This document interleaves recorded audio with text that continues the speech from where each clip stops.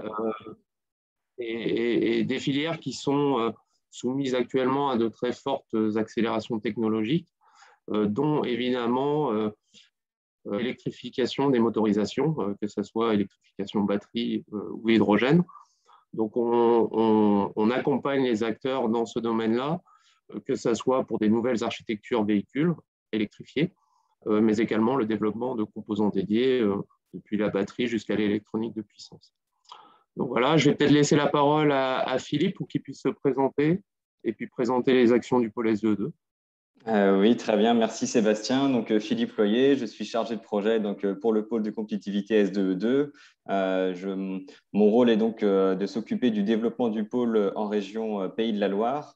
Mais nous sommes présents sur 3 grandes régions, la région Centre-Val de Loire, la région Pays de la Loire et la région Nouvelle-Aquitaine. Notre domaine de spécialité, c'est donc l'énergie et plus spécifiquement l'énergie électrique. Et c'est pourquoi on a souhaité faire ce webinaire en commun avec le pôle ID4CAR, notamment pour travailler ensemble sur le croisement de filières entre les acteurs de l'énergie et les acteurs du monde de l'automobile notamment. Et donc, d'où l'intérêt de ce webinaire sur le futur des batteries. Donc, notre rôle, c'est donc d'accompagner notamment le montage de projets d'innovation individuelle ou collaborative dans le domaine de l'énergie et donc d'animer cette filière avec différents temps d'animation comme ce webinaire d'aujourd'hui. Donc voilà. Merci Philippe. Pour vous, participants, en termes d'organisation, vous avez dû remarquer quand vous êtes rentré dans le webinaire, votre caméra et votre micro étaient coupés. Donc merci de bien les laisser couper pendant les durées des interventions. Vous avez un chat qui est à disposition qui vous permet de poser des questions par écrit durant les présentations. Et à l'issue de chacune des présentations, on reprendra une ou plusieurs de ces questions selon le timing disponible. Et voilà, des réponses pourront être apportées. Les intervenants pourront laisser les coordonnées également dans le chat, ça vous permettra éventuellement de poursuivre les discussions dans un deuxième temps. Le webinaire, il va s'organiser autour de 3 temps. Donc un premier temps qui va dresser un peu les enjeux et l'état de l'art au niveau des batteries et qui sera présenté par Damien Voyer, qui est enseignant-chercheur à l'EXI de La Rochelle. On aura un deuxième temps autour de focus technologique et des cas d'usage, donc avec des présentations de 4 acteurs de la batterie présents dans le Grand Ouest français, à savoir Immersive, i4V, Blue Solutions et Saft, avec des présentations qui seront réalisées par Claude Andrieux, Pierrick Labbé, Olivier Collat et Xavier Ira-Sabal. Et enfin, on abordera le sujet du cycle de vie, l'analyse du cycle de vie, avec l'intervention de M. Stéphane Lepochat, du cabinet EVA. Donc tout de suite, sans plus attendre, je vous propose de laisser la parole à Damien Voyer de l'école EXI qui va vous présenter les enjeux généraux sur le sujet batterie en lien avec le véhicule électrique. Damien, du coup, je vous laisse prendre la main.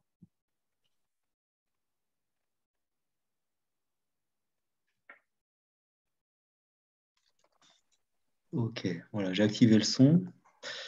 Vous devriez m'entendre. Donc, merci Sébastien pour cette introduction. Donc, dans cette présentation, effectivement, je vais essayer de vous brosser l'état de l'art sur les batteries et puis les conséquences que ça a sur les véhicules électriques. Alors, par contre, je ne sais pas comment on va partir du début. Voilà. On est parti. Donc, pour commencer, en fait, je vais faire un peu l'historique autour des batteries. Donc, vous avez en bas ici le diagramme de Dragon qui donne l'énergie massique et puis l'énergie volumique des différentes chimies. La toute première batterie qui a apparu, c'est évidemment la batterie plomb, qui existe encore aujourd'hui dans les véhicules thermiques, mais qui n'a pas vraiment, en un siècle, vous voyez, qui n'a pas beaucoup décollé en termes d'énergie massique.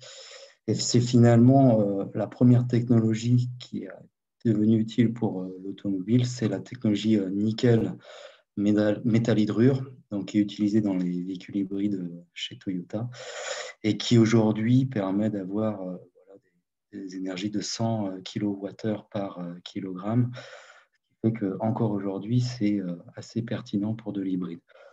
Mais la vraie révolution, c'est le lithium-ion, voilà, qui a été commercialisé à partir de 1991 par Sony, et puis qui depuis connaît des progrès fulgurants à tel point qu'aujourd'hui, là, on avoisine les 300 Wh par kilogramme, et ce qui fait que voilà, ce type de stockage est envisageable pour des véhicules électriques. Alors en termes de production, là aussi, c'est l'effervescence. Là, vous avez les prévisions du roadmap batterie 2030, où on prévoit, vous voyez, une multiplication par 15, 14 ici de la production d'ici 2030, avec une forte part pour la mobilité électrique. Et puis aussi, il y a la partie stockage sur le réseau qui va aussi connaître une forte croissance. Donc la production aujourd'hui, elle est principalement asiatique, avec des acteurs historiques comme le Japon, hein, Panasonic, ou la Corée du Sud, Samsung. Et puis, il y a des acteurs plus récents, là, en Chine notamment, qui deviennent aujourd'hui des poids lourds du secteur. Autour de cette production, il y a aussi un élément important, c'est l'apparition des Gigafactories, sous l'impulsion de Tesla notamment, la première construite au Nevada en 2017, qui a connu quelques déboires au départ et qui aujourd'hui commence à tourner à plein régime, avec une prévision, vous voyez, pour une seule usine de 5 milliards de cellules par an. Voilà, donc dans ce tableau, il manque l'Europe. Alors l'Europe réagit aujourd'hui avec l'Airbus de la batterie, avec beaucoup de projets, principalement en Allemagne et puis en Europe du Nord. Alors en France, il y a une Gigafactory qui devrait apparaître avec le consortium ACC là, d'Ouvrin, derrière lequel il y a Saft en fait. Il y en a une deuxième portée par Vercor dans le sud de la France. Et puis, pas plus tard que la semaine dernière, il y a une troisième Gigafactory qui est prévue à Douai, notamment avec le soutien de Renault. Voilà, alors tout ça fait que le prix du kilowattheure pour un pack batterie, donc c'est-à-dire cellules plus tous les annexes, donc notamment le BMS, ce prix donc décroît et aujourd'hui on est autour de 140 € par kilowattheure, ce qui fait que dans une Zoé, par exemple, le pack batterie vaut à peu près 8 000 €. Voilà à peu près. Alors maintenant, qu'est-ce qui va se passer dans les années à venir? Pour un peu comprendre ce qui se joue, il faut revenir un petit peu à l'électrochimie que je vais décrire grossièrement, hein. Donc une batterie, en fait, c'est un accumulateur chimique où vous restituez de l'énergie électrique par des réactions d'oxydoréduction. Et en fait, la clé dans les batteries lithium-ion, ce sont les électrodes qui sont non pas, on n'a pas des électrodes uniquement métalliques où on consomme le métal des électrodes, mais on utilise des matériaux d'insertion, vous voyez ici, qui accueillent les ions lithium lors des charges et des décharges. Et ce concept-là, c'est comme des éponges qui absorbent les ions. Et ça permet d'éviter la formation des dendrites de lithium, notamment à l'anode. Alors, il y a eu beaucoup de progrès sur ces électrodes, principalement côté cathode, donc côté électrode positive de la batterie. Alors, rapidement, pour vous brosser un peu les technologies qui sont à la pointe aujourd'hui, donc électrode positive, on a deux familles, donc des oxydes de métaux lithiés qui vont accueillir le lithium, avec des compositions qui utilisent du nickel, du manganèse, du cobalt ou de l'aluminium, avec deux technologies phares pour l'automobile, c'est NCM, le C ici c'est pour cobalt, qui est utilisé par Renault, et puis Tesla ou SAF qui remplace le manganèse par de l'aluminium ici. Ça, c'est une première famille de technologies qui est assez performante en termes d'énergie et de puissance. Et puis l'autre famille, c'est les phosphates de métaux, avec phosphate de fer, FP, qui, elle, est plus sûre. Alors, pour décrire un peu justement les propriétés des différentes technologies, soit on regarde le diagramme de gauche, là, qui est classique en électrochimie. Si on est un peu moins familier, il y a ici voilà, les performances décrites avec les 5 critères décisifs là, pour l'automobile. Donc l'énergie, la puissance, qui sont des critères évidemment essentiels, la durabilité, donc ça c'est l'idée d'avoir le nombre de cycles de charge et de décharge que peut encaisser la batterie, le côté sécurité, parce que gros problème des batteries lithium-ion, c'est qu'avec les électrolytes, elles sont inflammables, il y a des risques autour de ça. Et puis le dernier point, c'est naturellement le coût. Donc si on regarde par exemple entre la technologie Tesla et Renault, Tesla a favorisé des cellules avec des forts potentiels en énergie et puissance au détriment de la sécurité et du coût. Et on voit aussi sur ce diagramme l'intérêt des technologies LFP sur le côté sécurité. Donc ça, c'est à la cathode, énormément de développement ces dernières années. Et puis à l'anode, donc à l'électronégative, ça a un peu moins bougé. On reste depuis quelques temps sur du graphite, qui était un matériau qui avait de bonnes propriétés en termes de capacité, dont le seul principal problème jusqu'à présent, c'était le problème de vieillissement. Et dans ce cas-là, il y avait une autre technologie qui est possible, c'est celle introduite par Toshiba, la technologie LTO avec du titane à l'anode, pour laquelle en fait la durabilité est accrue et puis qui permet d'encaisser de plus fortes puissances. Voilà, alors quand on parle d'électrification des véhicules, bon, il y a différentes approches. On va du véhicule hybride en passant par le plug-in hybride et puis le véhicule électrique. Et en fait, la batterie, elle n'est pas utilisée pareillement dans ces différents systèmes. Quand on est dans un véhicule hybride, la part de l'électrique, à peu près, c'est 30%. Le reste, c'est par le véhicule thermique. La batterie dans les véhicules hybrides, ce n'est pas un réservoir d'énergie. Vous voyez, vous avez une capacité de 1 à 2 kWh. La batterie, pour l'hybride, elle est là pour récupérer de l'énergie au freinage et puis soutenir le moteur thermique lors des phases d'accélération. Donc, elle apporte principalement de la puissance. Et puis, dans le cas opposé, dans le cas du véhicule électrique, là, c'est l'inverse. On a 100% d'électrique. Et là, le point critique, c'est la capacité de la batterie, donc les kilowattheures que vous pouvez embarquer dans le véhicule. Et finalement, le plug-in hybride est un peu à mi-chemin entre ces deux approches. Le diagramme du bas là, donne un peu une image de ce dont on a besoin en termes de cellules. Vous avez en abscisse l'énergie spécifique, par kilowattheure par kilogramme, et puis en ordonnée la puissance. Ce que vous voyez, c'est que voilà, pour un véhicule hybride, on voit qu'on est en haut du diagramme, on a une demande forte en puissance, et puis au contraire, pour le véhicule électrique, c'est plutôt l'énergie. Et puis vous voyez surtout l'évolution entre 2014, 2020 et 2025. On voit que pour l'hybride, les exigences ont un peu évolué, mais pas très fortement. Ce qui fait que voilà, la technologie nickel métal hydrure est toujours valide chez Toyota pour les véhicules hybrides. Par contre, pour les véhicules électriques, on voit que voilà, la demande sur l'énergie a fortement augmenté pour augmenter l'autonomie des véhicules. Et là, il n'y a que la technologie lithium-ion qui aujourd'hui peut répondre à cette problématique.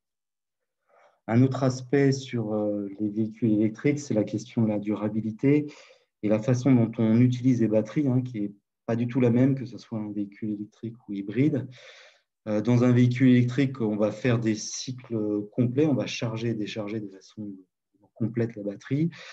Et finalement, pour un véhicule qui a une durée de vie de 150 000 à 200 000 km, ça fait qu'on envisage 1000 à 2000 cycles pour un usage en véhicule électrique. Quand on est sur de l'hybride, c'est différent. Là, on va plutôt faire des microcycles, en fait. On va être autour d'un niveau de charge à 50%. Et puis, on va beaucoup plus solliciter la batterie au moment des décélération, des freinages et puis des accélérations. Vous voyez, on est autour de 15 000 ici cycles pour de l'hybride. Et en niveau techno, vous voyez, là, c'est des grandeurs chez Renault. Vous voyez, c'est la même techno que vous soyez pour le véhicule électrique ou hybride, donc une techno graphite NMC. En fait, on joue sur l'épaisseur des électrodes pour avoir plus d'énergie, pour avoir les bonnes performances en véhicule électrique. Donc, sur ce graphe, il y a une dernière techno qui apparaît, là, c'est le micro HEV, où là, c'est une batterie qui serait directement liée à l'alternateur et qui apporterait, pour un véhicule conventionnel, uniquement une petite contribution électrique pour la fonction start and stop, pardon. Et là, typiquement au feu rouge, et là, le nombre de cycles sera encore plus élevé, ce qui obligerait à aller vers une autre techno type LTO ici. Voilà, donc les activités de Lexi en fait recoupent un peu cette problématique sur les performances des batteries. Ce qu'il faut avoir à l'esprit, c'est que le comportement des batteries pour l'électrique, pour les véhicules électriques, c'est basé sur des tests suivant le protocole WLTP, qui est un protocole qui permet de reproduire les cycles de charge et de décharge réalistes dans une utilisation pour un véhicule automobile. Ce protocole, en fait, il ne permet pas de décrire proprement le vieillissement pour d'autres applications. Donc, par exemple, si on est en ferroviaire ou spatial.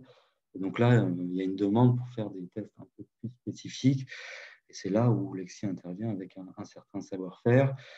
Dans cette problématique, en fait, la température joue un rôle important.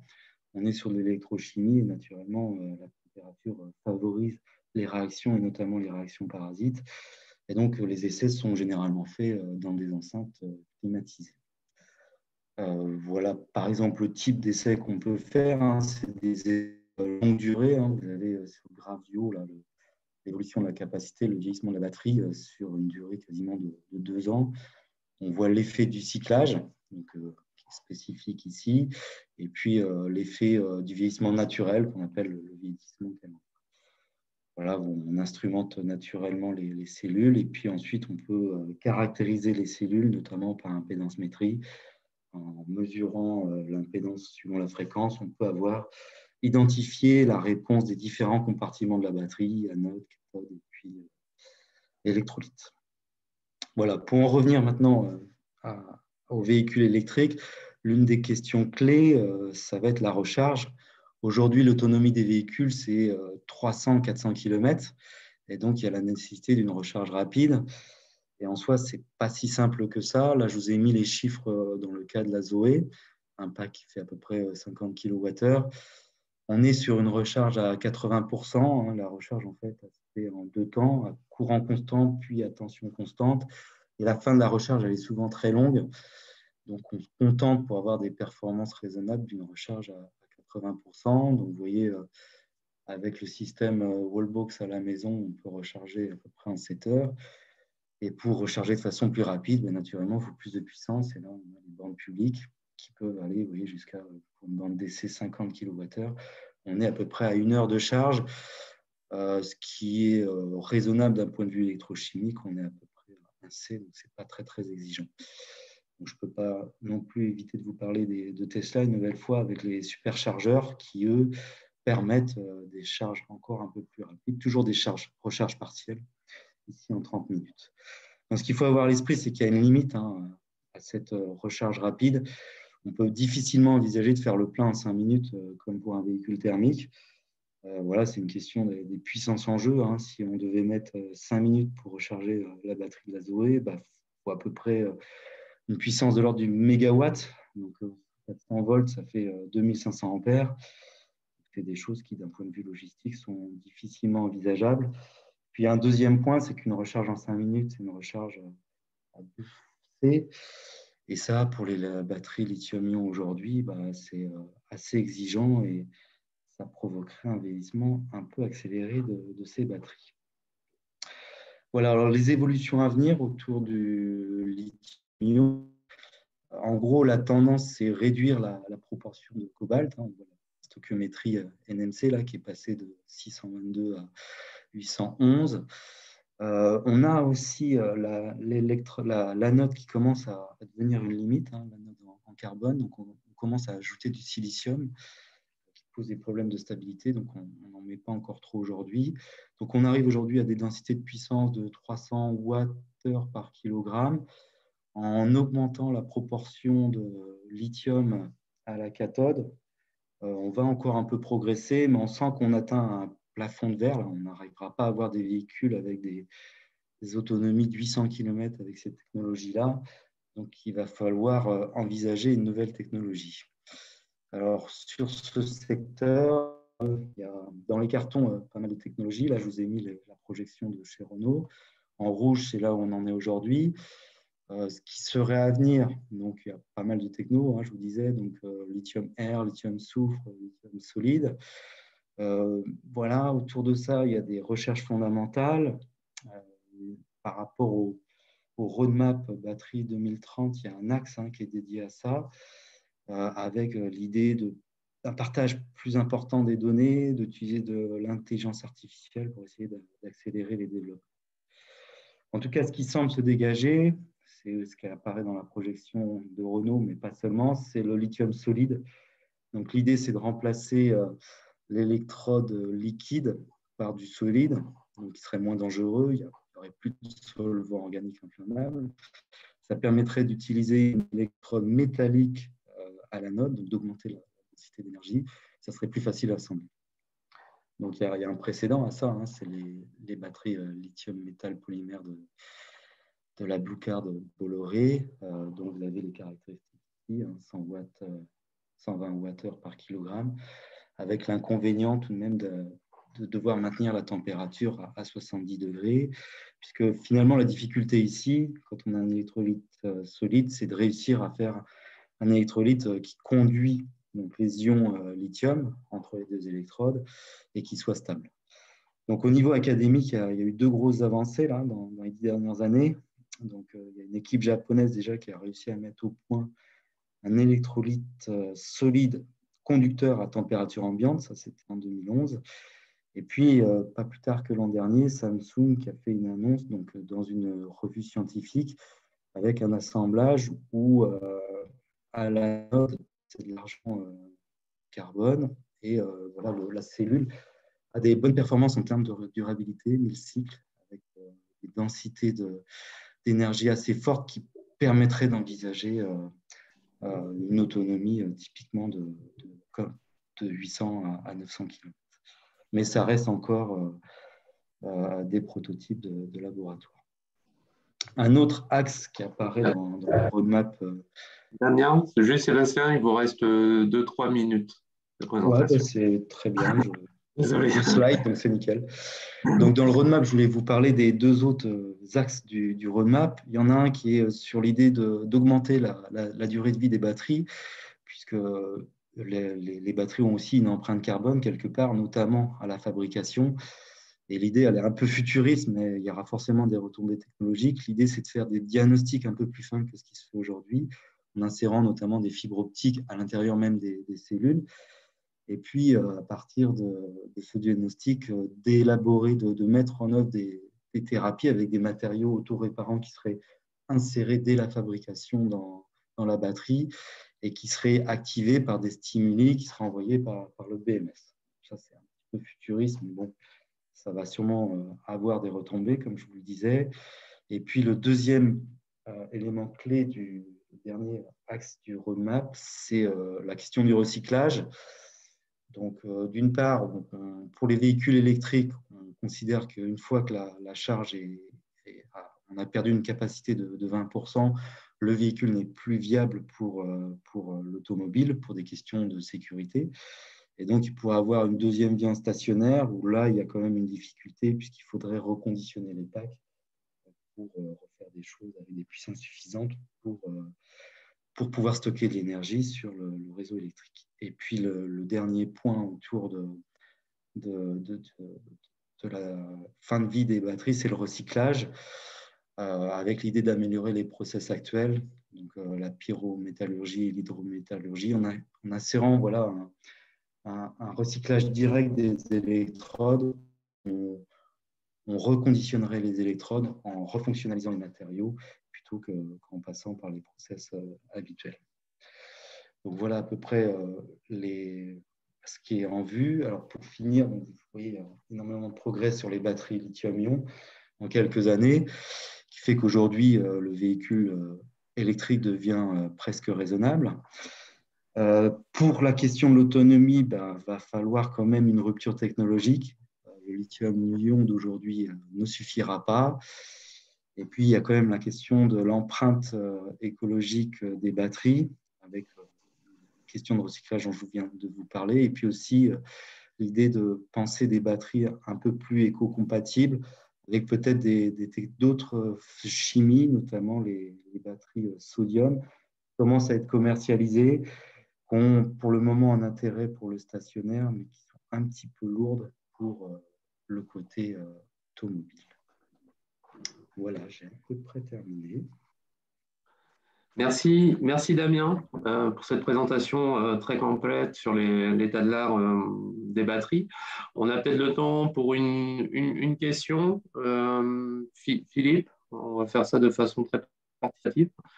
Oui, on avait une question dans le chat sur la présentation, sur les aspects coûts, que je vais peut-être compléter. Est-ce qu'au niveau académique, vous regardez aussi des moyens de faire diminuer le coût des batteries en utilisant des matériaux, on va dire, moins chers? Voilà. Alors, côté académique, c'est pas le coût qui est vraiment regardé, c'est surtout la durabilité, hein, essayer de faire des systèmes stables. Le coût, là, on s'appuie principalement sur les industriels qui progressent, notamment sur les process de fabrication. Notamment, il y a encore des progrès sur les contacts. Hein, le contact des cellules, il y a des choses qui se font, mais au niveau académique, ce n'est pas trop des choses qui se font. Très bien. Merci encore, Damien. Je vais laisser la parole à Claude Andrieux pour la société Immersive, qui va voilà, évoquer les sujets technologiques qui concernent l'entreprise. Claude, je te laisse prendre la main au niveau de la présentation. Est-ce que le son est là? C'est bon? Oui, le son est là. Alors, je vais partager mon écran. Alors, logiquement, c'est celui-ci. Déjà, bonjour à tous. Merci de nous offrir cette tribune. Je vois qu'il y a quasiment 200 personnes connectées. C'est énorme. Avant de vous parler de Immersive et des batteries à très haute performance, je vais vous dire en 2 mots qui je suis. Donc, Claude Andrieux, je suis le directeur général de cette jeune entreprise qui, quoi qu'il en soit, est épaulée par de plus vieilles structures, puisque c'est une JV constituée avec les apports de StarTech Développement, d'une part, qui est un packmaker, et de ExOS, qui est un spécialiste de la thermique.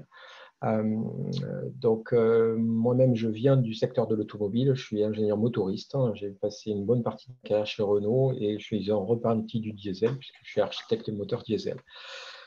Immersive, c'est quoi? Alors, c'est justement relever le défi avec des électrochimies existantes de pouvoir recharger votre voiture en un temps bien plus court que ce qui se fait classiquement aujourd'hui. Et ce, malgré certains inconvénients, si on voulait forcer une batterie, qui seraient des problématiques de sécurité ou de durabilité. Je vous expliquerai juste après de quoi il retourne techniquement pour le réaliser. Donc, notre promesse, elle est de pouvoir recharger une batterie jusqu'à 80% en moins de 10 minutes. Et bien évidemment, il faut un chargeur à la hauteur. Pas besoin d'aller à 1 MW pour cela, puisque notre promesse aussi, c'est d'éviter l'inflation actuelle qu'on constate de la quantité d'énergie embarquée dans des véhicules, avec des annonces absolument incroyables qui consistent à équiper un SUV avec 200 kWh. Je ne sais pas quel sens ça pourrait avoir. Nous, notre proposition, c'est justement d'inverser cette tendance-là pour modifier le ratio puissance-énergie et faire qu'une Zoé a la même autonomie avec des recharges, mais non pas avec 50 kWh embarqués, mais 20 seulement. Et là, on peut la recharger très rapidement dans l'infrastructure de recharge qui se met en place actuellement en Europe et dans les pays occidentaux. Le dernier facteur, c'est l'aspect amplitude thermique dans laquelle on peut fonctionner, puisqu'il s'agit de faire du refroidissement à cœur et qui nous permet du coup de pallier à des situations extrêmes, le cas échéant, vis-à-vis d'un aspect sécurité et durabilité. Notre techno a été sélectionné par Porsche, Hyundai, LG en tant que start-up innovante. Ça ne veut pas dire pour l'instant que nous fournissions quoi que ce soit à Porsche ou LG, mais on est sur surveillance de leur part de façon à pouvoir déclencher des projets avec eux au moment où il sera opportun de leur côté. Le pourquoi de la création de ces entités, donc avec de l'entité immersive, avec le rapprochement des deux sociétés dont j'ai parlé tout à l'heure, c'est d'une part un savoir-faire en refroidissement, donc avec du refroidissement par immersion directe liquide interne, et d'autre part une gestion, non pas seulement de la batterie avec les BMS, les Battery Management System, mais gestion thermique aussi, puisqu'une boucle froide est à gérer. Et dans ce cas-là, c'est le MIRM contrôleur qui va pouvoir prendre en charge la totalité des boucles cybernétiques de régulation. Nous avons déposé des brevets dans ce domaine-là. Quoi qu'il en soit, l'état de l'art général fait que le refroidissement d'électronique de puissance ou de l'électrotechnique est quand même très ancien, puisque les transformateurs très haute tension de EDF sont refroidis par immersion, eux aussi. Alors, il y avait le Pyralène à une époque, hein, ce n'est plus le cas aujourd'hui. Donc la technologie de base, quelque part, n'est pas inconnue ou très très récente, mais l'application batterie, par contre, elle est quant à elle beaucoup plus récente. On peut refroidir avec des huiles ou des liquides spécifiques, évidemment dits électriques, puisque sinon les électrons sauteraient de joie. Nous pouvons faire du refroidissement par spray, liquide simple ou diphasique. Alors c'est très puissant en diphasique, sauf que le circuit devient plus compliqué. Nous avons donc la capacité de développement et de fabrication de BMS, de boucles froides. Nous avons des capacités en développement et en essai avec nos infrastructures de Mérignac et de Gradignan. J'en parlerai tout à l'heure. Comment ça marche l'immersion? Eh bien, il s'agit en fait de plonger les cellules, alors qu'elles soient cylindriques. Là, vous avez un exemple d'un proto qui tourne actuellement chez nous avec des cellules NMC format 21700. C'est un module de 5 kWh. Qui est refroidi par huile, celui-ci, et donc avec les BMS immergés à l'avant du pack, puisque les BMS eux aussi, c'est de bon ton de les refroidir. On permet d'atteindre une densité de puissance 3 fois plus élevée que ce qui est aujourd'hui proposé sur le marché, puisqu'on est capable de tirer des puissances qui peuvent aller en continu jusqu'à 10 fois la capacité batterie. Je parle bien de continu et pas de pointe. En pointe, on peut monter à 20 C assez facilement dans des cas d'application spécifiques. Donc, ça nous permet de modifier drastiquement le ratio énergie-puissance, faire des batteries plus petites, tout en pouvant les recharger beaucoup plus vite. La sécurité, dans ce cas-là, est accrue pour deux raisons. L'une qui est le maintien d'un niveau thermique raisonnable dans la batterie et un niveau homogène. D'une part. D'autre part, on a du liquide dit électrique autour des cellules, et donc dans les essais abusifs que nous avons pu réaliser jusqu'à présent, on constate qu'on bénéficie tout de suite de la présence de ces liquides pour circonscrire le cas de figure d'un emballement thermique d'une cellule qui ne se propage pas au reste. Alors on n'empêche pas spécifiquement une cellule de s'envoyer en l'air si elle devait l'être, mais on évite de le propager, on n'a pas de dommages collatéraux et on n'a pas d'incendie général du véhicule, du garage et du quartier. Donc, j'ai déjà dit qu'on était compatible de plusieurs formes facteurs. On a deux protos aujourd'hui qui tournent, l'un en cellule cylindrique, l'autre qui va tourner dans quelques semaines avec du prismatique. Électrochimie, on est agnostique de ce point de vue-là, puisqu'on travaille surtout pour l'automobile, ils ont une certaine préférence pour le NMC aujourd'hui. Cependant, les autres technologies sont compatibles, y compris, j'ai vu tout à l'heure, le sodium. Pour la petite histoire, le premier pack sodium qui a été présenté sur une Formule 4 il y a quelques jours a été assemblé chez nous. Il n'est pas refroidi par immersion pour autant, celui-ci, il est refroidi par air. Mais c'est compatible de l'immersion, bien évidemment. L'homogénéité de température, je précise juste une chose, donc il y a une vertu sur la durabilité. Alors avec notre partenaire EXI, justement, qui avait parlé juste avant, on a fait un certain nombre d'essais de durabilité. On n'est pas allé au bout parce que tout simplement on n'avait pas de quoi le budget pour aller au bout du bout. On n'a pas vu la fin de la courbe. Une des vertus que l'on constate, c'est qu'effectivement, l'homogénéité thermique, avec un delta de température de moins de 2 degrés entre les extrêmes de tout le pack et entre les cellules, nous font présager une durabilité nettement accrue, mais on ne sait pas encore dire de combien. Pardon, j'ai perdu mon curseur. Je vais le retrouver. Notre façon de travailler à l'heure actuelle, donc nos essais de labo de prospective, y compris durabilité avec l'EXI, comme je l'ai dit, sont derrière nous, puisque si la JV est récente, ça fait quelques années qu'on collabore pour arriver à avancer. On est sur une situation aujourd'hui d'atteindre une TRL6 à la fin de cette année. On projette un TRL7 à la fin de l'année prochaine, avec des premiers modules commercialisables. Donc, on a une approche sur un modèle économique qui consiste à faire du co-développement et éventuellement du licensing pour le futur avec des constructeurs automobiles et qui sont tous en discussion avec nous. Je ne parle pas que des Français. Il y a la possibilité, bien évidemment, sur la base des premiers produits que nous proposerions, de les avoir sur catalogue pour certains cas d'application sur lesquels il n'y a pas de développement spécifique. Les marchés auxquels nous nous intéressons dans un premier temps sont d'abord le domaine très demandeur d'ores et déjà du racing. Vous avez en fond d'écran derrière moi une voiture qui tourne déjà, qui est une GT 100% électrique, qui verra son propulsion par une batterie immersive dans quelques mois. Elle tourne aujourd'hui sur une batterie refroidie par air, avec certaines limites, puisque les runs font maximum 15 minutes. Avec une refroidie par immersion, les runs seront beaucoup plus longs et surtout les campagnes de roulage pourront être beaucoup plus importantes. Donc il s'agit là pour nous d'un domaine sur lequel on est producteur batterie avec des capacités de production suffisantes. Deuxième secteur de marché, c'est les premiums. On pourra en adresser certains, mais pas tous sûrement. Pour la petite histoire, il y a une voiture qui a été présentée il y a quelques jours qui est 100% hybride hydrogène. Dedans, il y a une batterie qui vient de Mérignac.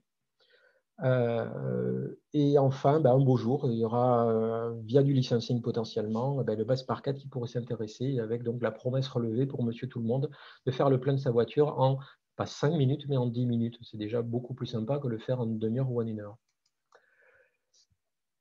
Tout cela est possible grâce au fait qu'il y a quand même une certaine seniorité dans l'équipe globalement, à la fois sur de la batterie du BMS et les fluides, donc avec du passé automobile, mais aussi batterie auprès des plus grands noms, donc tels qu'ils sont cités en bas de la photo de groupe. Donc avec des gens qui ont navigué chez SAF, Forsy, Power, mais aussi Jaguar, Renault et PSA. Au niveau infrastructure, nous avons aujourd'hui 2 localisations déjà actives. Labo d'essai à Gradignan, donc c'est les structures de ExOS, bureau d'études et petit atelier de fabrication à Mérignac, où je me trouve aujourd'hui. Et dans moins d'un an, nous aurons une usine qui est en train de sortir de terre, qui sera au nord de Bordeaux, à Pompignac, et 30 000 m² dédiés à la production. Quelques exemples d'applications, si j'en ai le temps. Je ne sais pas, Sébastien, s'il me reste combien de temps? Je n'ai pas regardé le timing. Il te reste 3 minutes avec les questions, donc tu as le temps. On prendra une question. Alors, les use cases, je vais aller très vite pour vous dire. Donc, là, c'est un exemple qui verra le jour dans quelques mois avec de la cellule prismatique sur une base NMC. Donc, sur laquelle là, le challenge, c'est d'être avec une recharge dans 50 kWh en 10 minutes. Donc là, c'est l'extrême du challenge de la recharge rapide pour nous. Recharger en 10 minutes du 25 ou 30 kWh sans souci. 50 kWh, c'est déjà un peu plus sportif, mais on peut y arriver. Cas de figure d'application aéro sur laquelle c'est la première application non refroidie pour le moment qui peut tourner, mais qui devrait commuter en refroidi dans quelques temps. Notre use case sur lequel là, on a perdu l'affaire, mais quoi qu'il en soit, on a fait l'avant-projet. C'est un de nos concurrents qui l'a relevé pour faire de l'immersion, puisqu'on n'est pas les seuls dans le monde à en faire. On est 4. Exactement, et donc c'est l'un des 3 autres qui a décroché ce marché sur un cas de figure donc, de gros porteurs sur lequel le challenge dans ce cas-là c'est bien de rendre une compacité plus importante et d'être plus économique que la très grosse batterie qui serait nécessaire de mettre dans un engin pareil, parce que là c'est du porte-container. Notre portfolio en disposition, le premier produit à gauche typé puissance pour la compétition automobile est déjà disponible. Alors, il n'est pas industrialisable la semaine prochaine, vous ne pouvez pas nous le commander tout de suite, mais l'an prochain, ça sera possible. Un tuning un petit peu particulier de ce module-là avec quelque chose qui est plutôt axé safety, mais tout en ayant une capacité de recharge rapide qui est pour l'instant en théorie disponible, mais pas encore réalisé, c'est un modèle intact. Et le modèle pur, dont j'ai parlé tout à l'heure, lui sera existant physiquement dans quelques mois, à partir du mois d'octobre ou novembre, Là, c'est des cas d'application sur lesquels c'est dédié à du fast charging et qui peut atterrir en application sur des porteurs lourds, le cas échéant, mais pourquoi pas de l'automobile aussi, bien sûr. En conclusion, très rapidement, nous, notre but, c'est de faire que les voitures électriques se démocratisent véritablement et que l'on ait quand même notre mot à dire dedans. Il s'agit d'un artefact, je ne le cacherai pas par rapport à ce que pourraient être les technologies du futur en termes d'électrochimie avec les solid state dont a parlé le speaker précédent. D'ici qu'elle soit disponible, on est capable de proposer avec les électrochimies actuelles un artefact susceptible de relever les mêmes challenges sans pour autant attendre des années avant que ce soit au point, tout en alliant sécurité et durabilité. Voilà ce que je pouvais vous dire. Donc, s'il y a des questions, Merci. Merci Claude pour cette présentation autour des packs batterie haute performance. Philippe, effectivement, on a peut-être le temps pour une question. Oui, on avait deux questions qui sont en lien notamment avec votre compatibilité potentielle avec les systèmes 48 volts et votre solution. Alors oui, le niveau de tension n'est pas une problématique. Quoi qu'il en soit, pour la mise en place d'une boucle froide avec la batterie et conserver l'équilibre associé, ce serait une hérésie que de chercher à le faire sur des batteries de trop petite capacité. C'est-à-dire une batterie de 1 kWh avec du refroidissement liquide, c'est parfaitement réalisable techniquement, bien sûr. Par contre, le niveau de rajout de surcoût lié au refroidissement n'est pas forcément rentable par rapport à l'usage. Donc là, je ne réponds pas aux 48 volts, mais plutôt à la capacité en disant ne faisons pas des petites batteries. C'est-à-dire les hybrides traditionnels que l'on a aujourd'hui, aller mettre de l'immersion sur des batteries 48 volts dedans, ça ne sert à rien. Très bien. Merci en tout cas, Claude, pour cette présentation. On va laisser la parole à Pierrick Labbé, i4V, pour présenter les solutions batterie lithium LFP que propose l'entreprise. Donc, Pierrick, je te laisse peut-être prendre la main. Oui. Oui, bonjour à tous. Oui. Alors, attends, je vais prendre la main.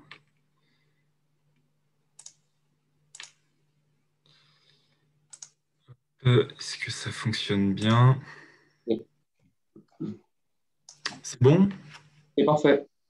Oui, déjà, merci mes deux prédécesseurs, qui ont bien introduit le sujet, Damien et Claude. Je vais faire un petit focus sur la partie LFP, effectivement, qui a été évoquée par Damien. Et je vais peut-être commencer d'abord par situer i4V, qui on est, qu'est-ce qu'on fait, d'où on vient. i4V, c'est un acteur assez ancien finalement sur le monde de la batterie, puisqu'on a été créé en 2008, donc sur un secteur qui est relativement nouveau. Donc c'est Denis Gounod qui a créé la société et qui est parti de la vision que la batterie sera l'élément effectivement décisif pour l'électrification, donc qui était à l'époque des sujets en vogue, mais pas forcément aussi porteurs qu'aujourd'hui. i4V, donc c'est aujourd'hui une centaine de salariés, 17 millions de chiffre d'affaires, j'ai noté, et une toute nouvelle usine là, qui a été livrée en 2019, qui est située au Mans, là où on a la majorité de nos effectifs. À Bordeaux, c'est un centre de R&D historique qui a été créé au lancement de la société avec les équipes plutôt développement logiciel et développement intelligence embarquée, donc BMS. Je vais y revenir. Les différents axes en fait pour i4V, donc on est un pack maker. Un pack maker, ça signifie qu'on va aller emmagasiner plusieurs cellules électrochimiques. Donc, les cellules, c'est ce qui a été présenté par Damien au tout début, j'y reviens pas. Ces cellules sont après reliées les unes les autres et intégrées dans un pack batterie et reliées à ce qu'on appelle un BMS, Battery Management System, ou système de management de la batterie, qui permet de piloter tout au long de sa vie le bon fonctionnement de la batterie et d'en refaire les retours d'expérience.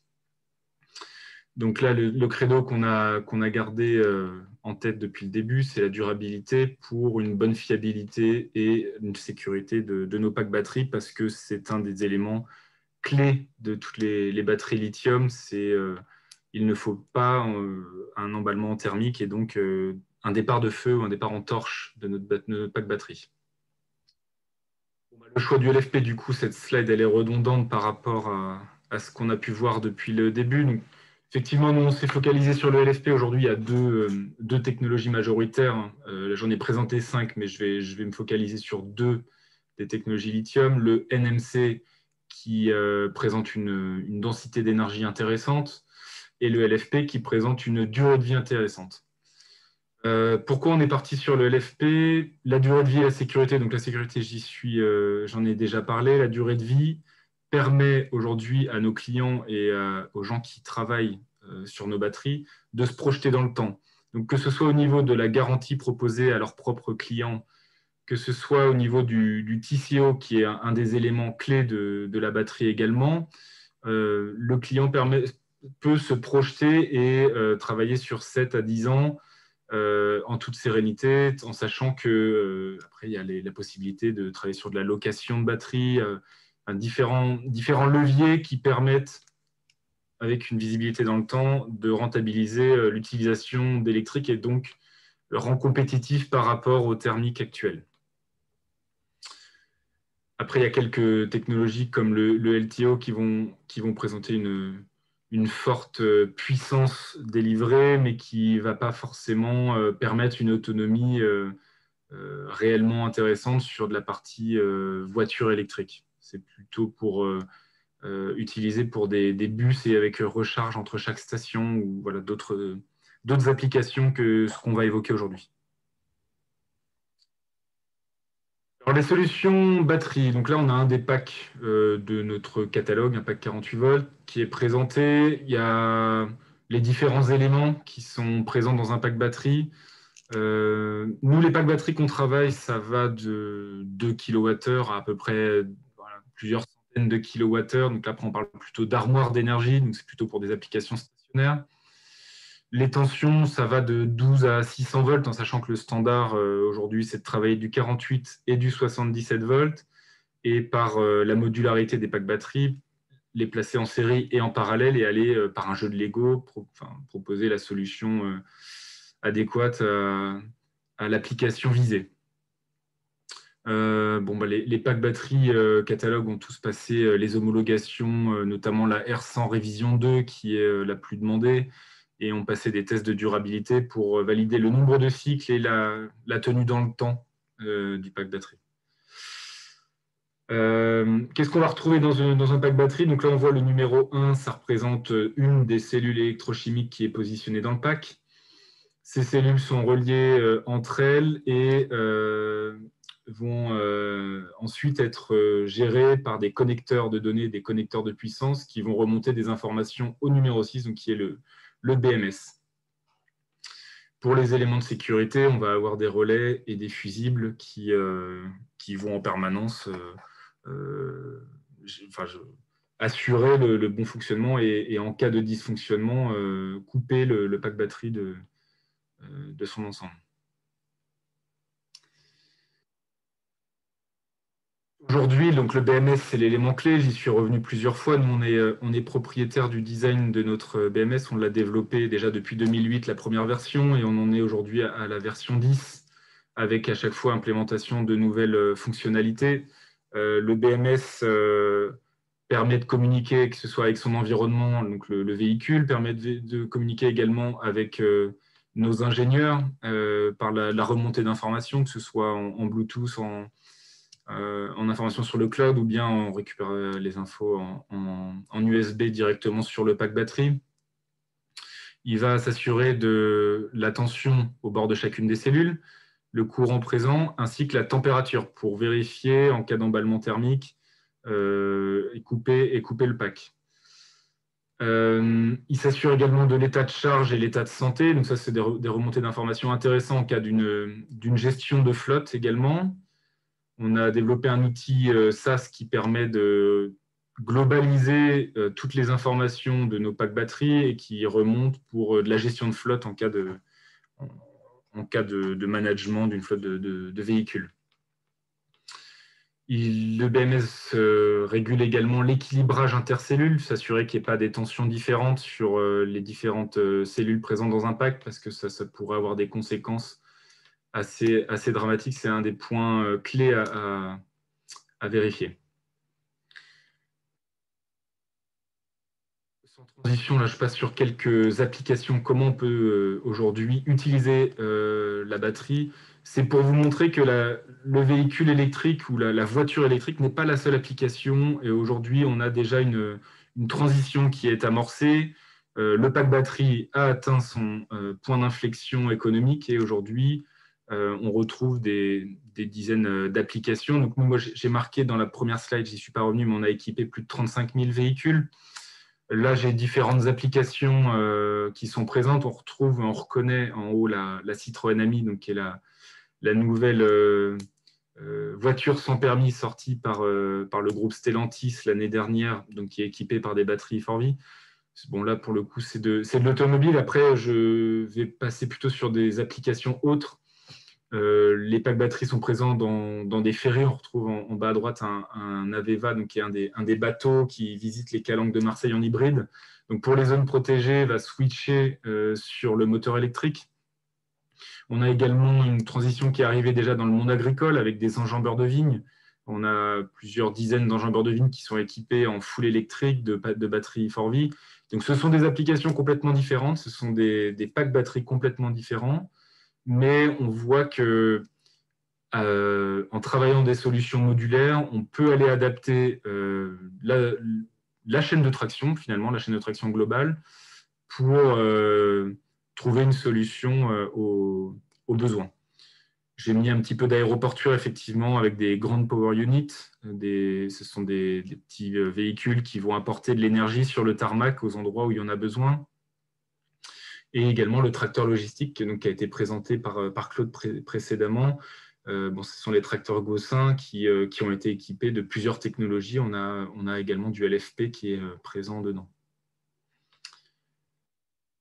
Les certifications et homologations, on est ISO 9001, on a le 62619, et puis l'AR100 révision 2, je l'ai mentionné tout à l'heure, qui est assez importante pour utiliser nos packs batteries sur route, sur autoroute également, et l'UN 3480 pour le transport des packs batteries.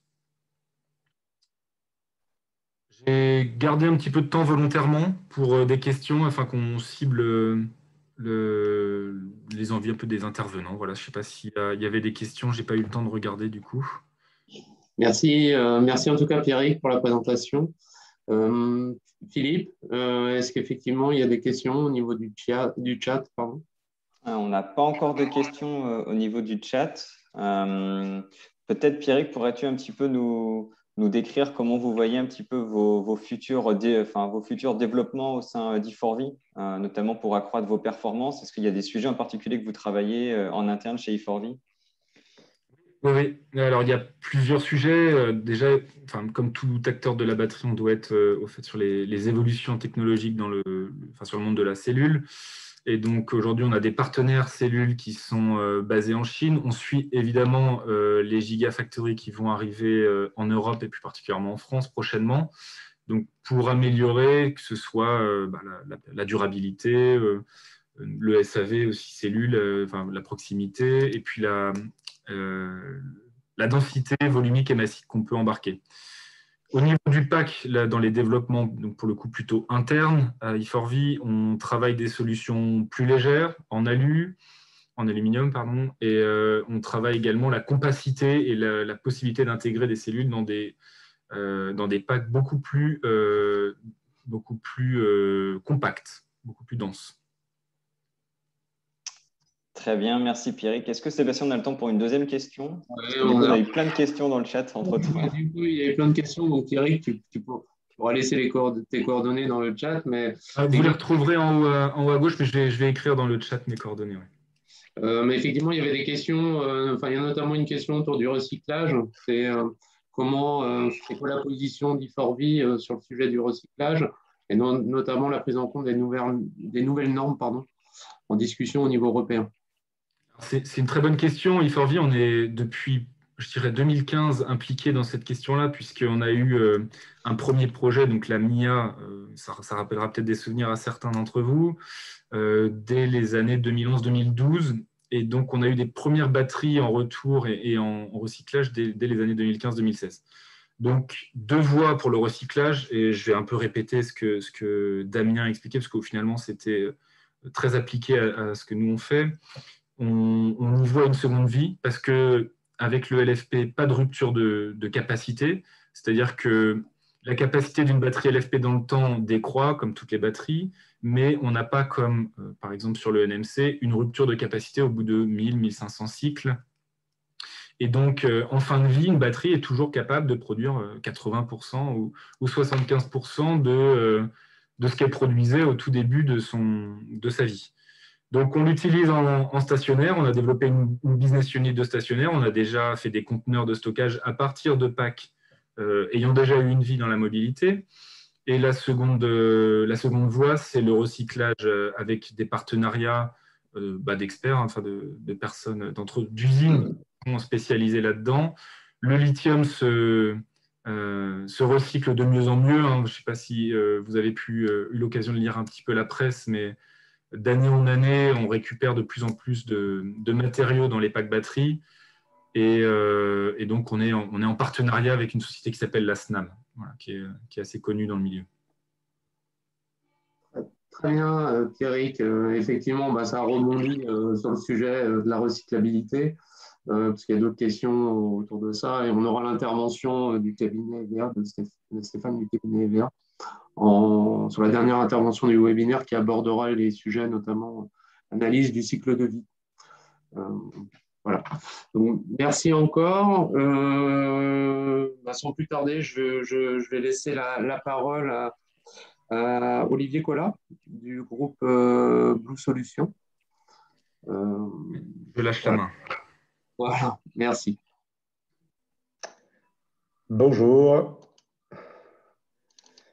Je partage mon écran. Voilà.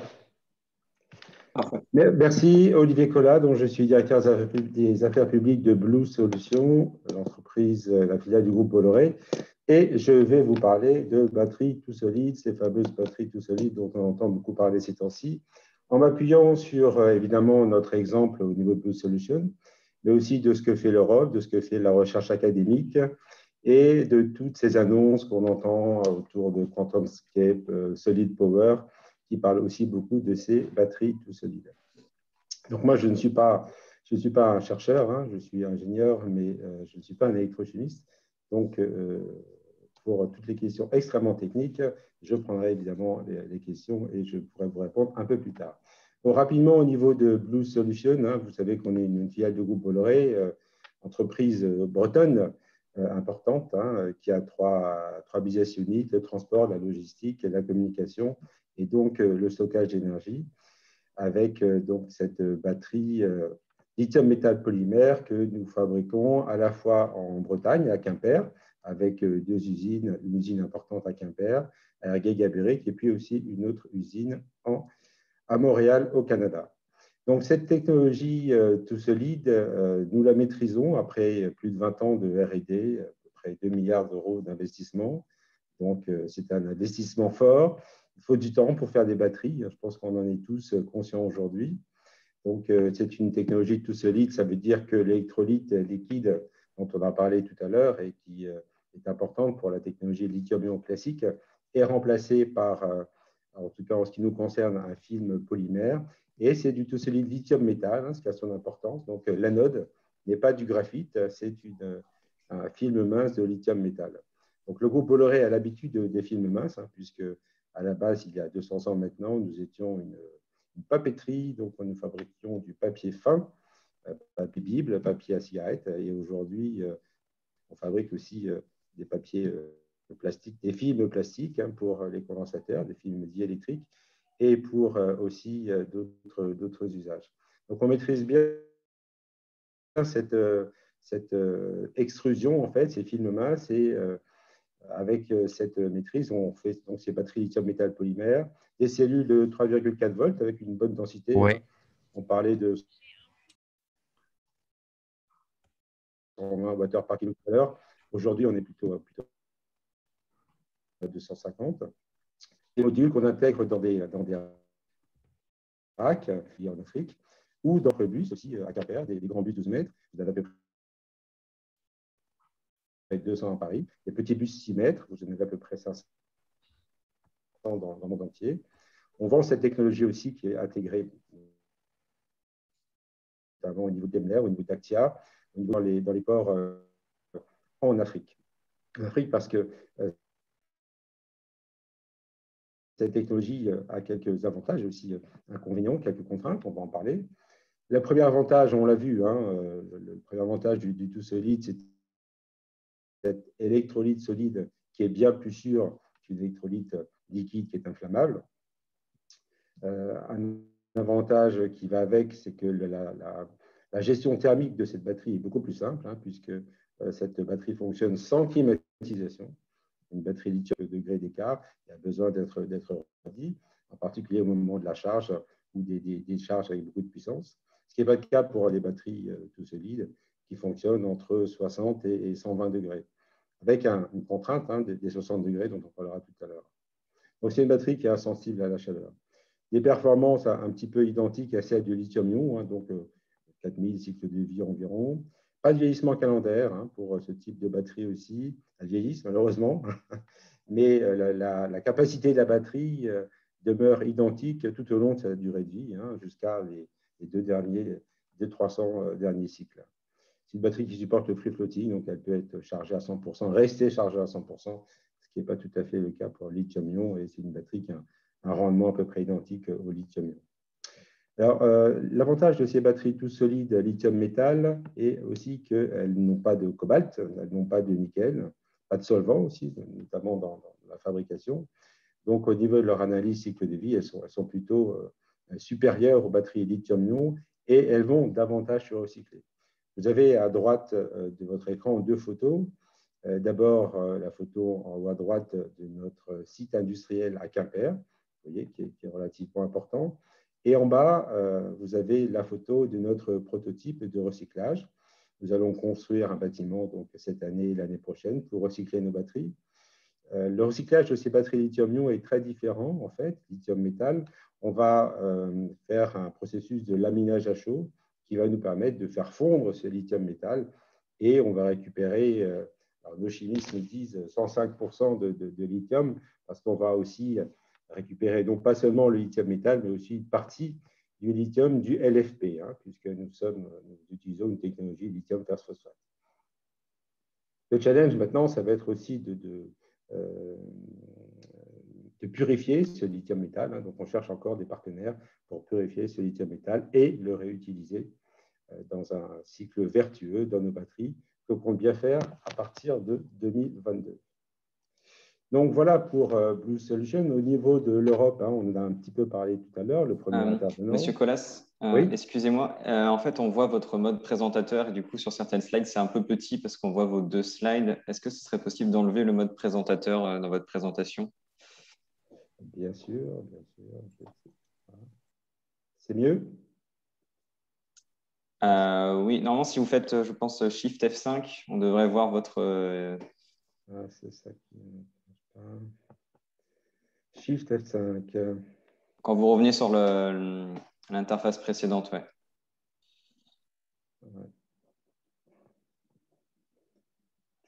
Sinon, là, vous cliquez sur paramètres d'affichage. Dans paramètres d'affichage, tout en haut. Là, qu'est-ce que vous avez? On n'a plus rien. Il n'y a plus rien. Bon. Alors, on va reprendre l'écran partagé. Voilà. J'ai toujours la fin. Là, c'est parfait. Là, c'est bien? C'est parfait, nickel. Très bien, merci. Donc, justement, nous, on n'a pas de nickel. Bon. Donc là, maintenant passe à ce que propose l'Europe dans sa roadmap au niveau des batteries. On en a un petit peu parlé tout à l'heure. Donc aujourd'hui, comme vous le voyez, on est dans les générations commercialisées 2A, 2B, en lithium-ion classique, je dirais, NMC, il y a aussi du LFP, bien entendu. On va améliorer et faire du lithium-ion optimisé à partir de 2020-2025.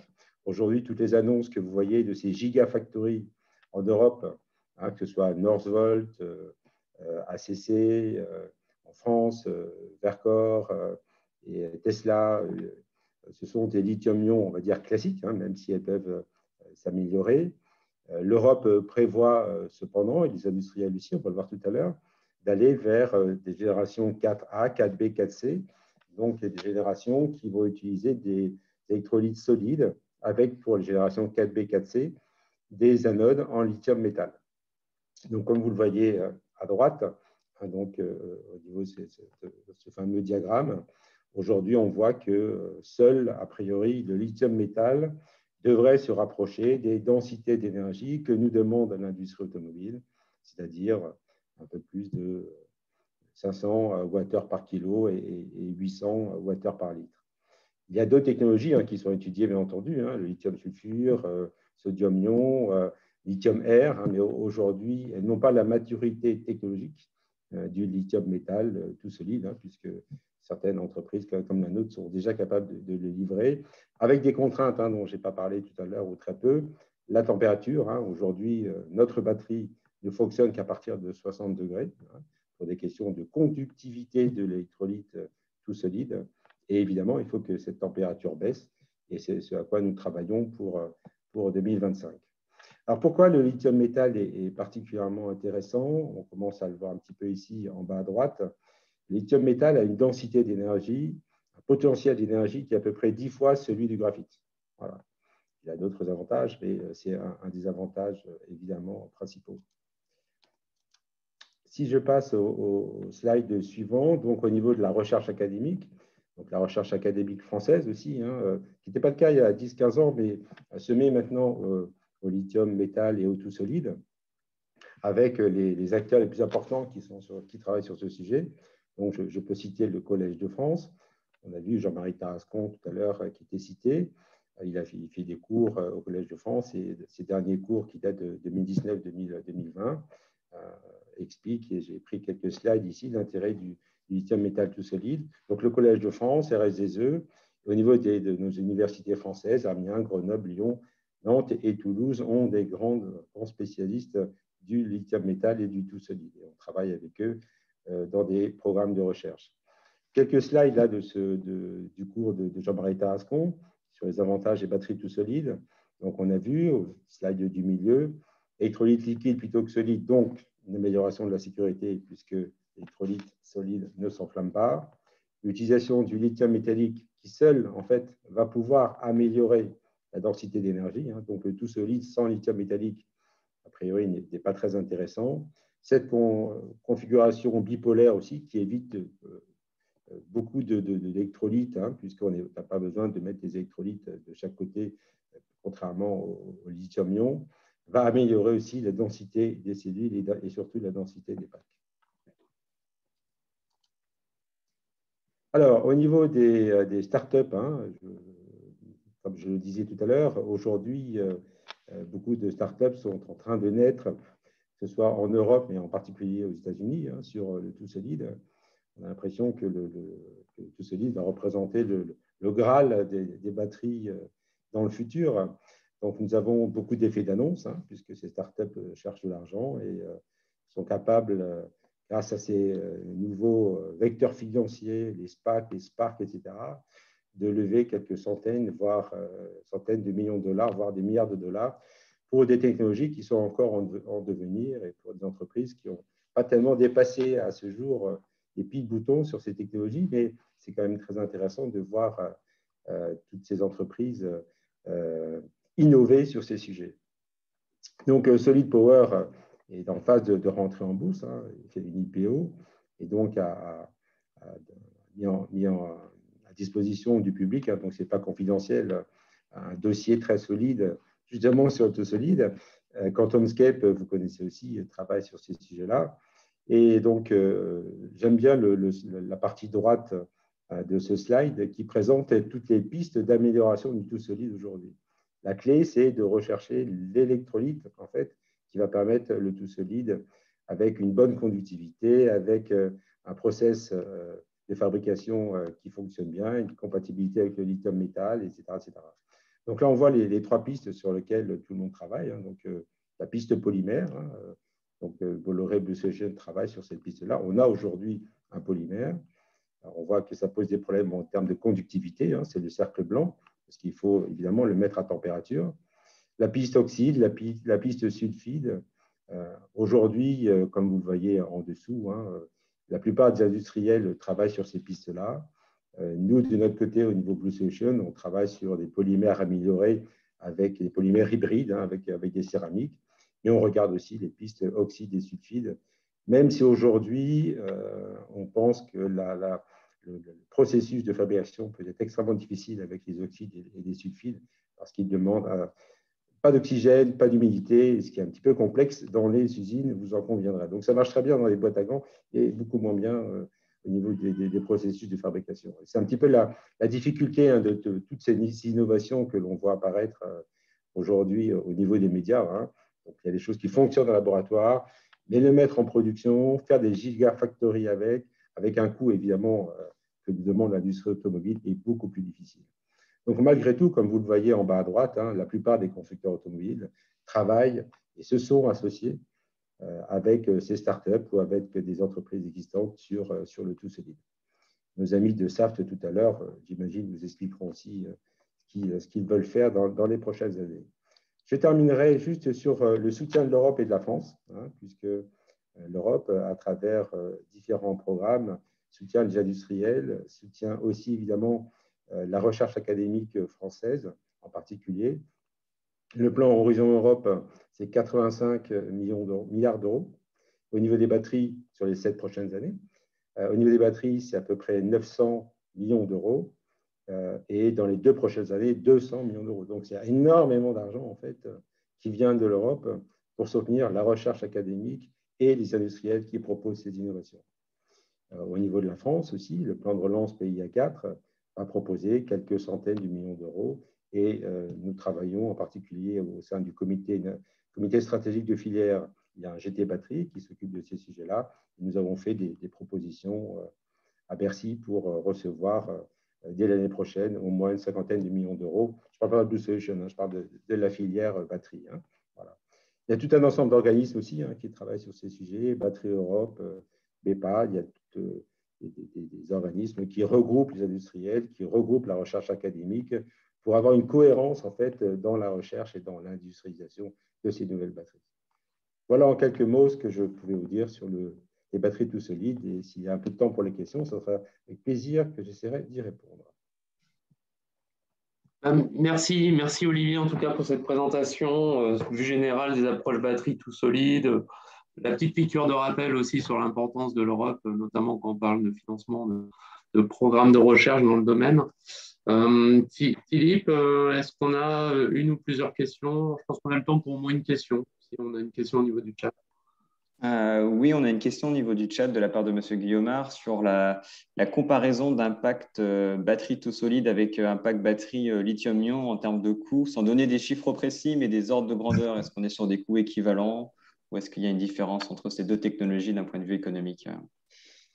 Alors, on recherche à avoir des coûts équivalents, hein, donc la difficulté n'est pas au niveau de la technologie, mais plutôt de la fabrication en France. Voilà.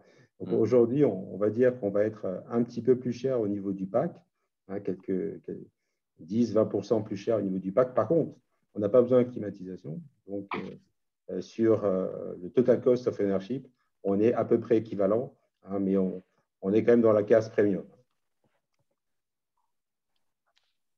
Très bien. Merci encore pour votre présentation, Olivier. Je vais laisser la parole à Xavier Irasabal de Saft pour une présentation avec un focus cas d'usage sur tout ce qui est engin fraude. Xavier, est-ce que vous arrivez à activer votre micro? Oui. Est-ce que vous m'entendez bien? Oui, je vous entends. Et donc, comme convenu, je partage l'écran. Oui. Alors, je peux partager, hein. Il n'y a pas de souci. Oui. Si vous souhaitez, si vous m'activez le partage d'écran, je peux partager. D'accord. Bah, dans ces cas-là, il faut... Est-ce que vous arrivez à prendre la main du coup sur la présentation? Je n'arrive pas à partager l'écran. L'animateur a désactivé le partage d'écran pour les participants. Donc, moi, je ne peux pas le partager. Là, théoriquement, ça devrait être bon pour vous. Si vous essayez. Non, ça m'affiche toujours le même message.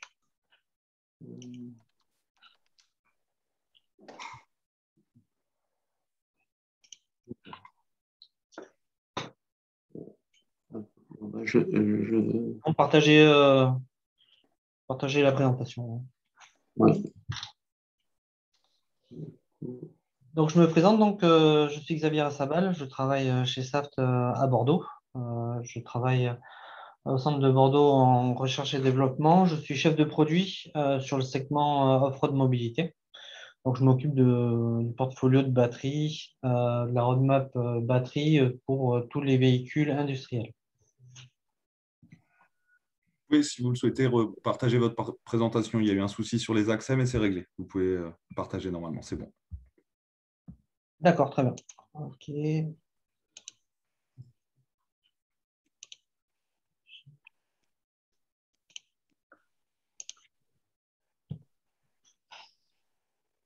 Voilà. Normalement, vous devez voir le contenu de la présentation. Donc voilà, aujourd'hui, moi, je vais faire un focus sur l'application des batteries lithium, principalement dans les véhicules off-road, hein, donc industriels, que ce soit construction, mine, agriculture, chariot élévateur, véhicules de port et d'aéroport. Donc, un petit résumé de Saft. Alors, Saft, on a dépassé les 100 ans en 2018. Hein. C'est une société qui a été qui a été créée en 1918, dans laquelle on a fabriqué des batteries alcalines depuis les débuts. Plus récemment, nous sommes partie de Total Energy depuis 2016. Hein. On est une filiale entièrement de Total Energy. Nous avons acté sur différents segments que je vous présenterai après. On est basé un peu partout dans le monde, donc principalement en France sur les sites de Bordeaux, Angoulême, Poitiers. Nous avons un site de développement à Bangalore, en Chine et aussi aux États-Unis. Les sites de fabrication de cellules aujourd'hui sont aux États-Unis, en Floride, à côté d'Angoulême, avec l'extension de l'usine à travers ACC et en Chine. Il y a à peu près 4000 collaborateurs pour un chiffre d'affaires de 700 millions d'euros.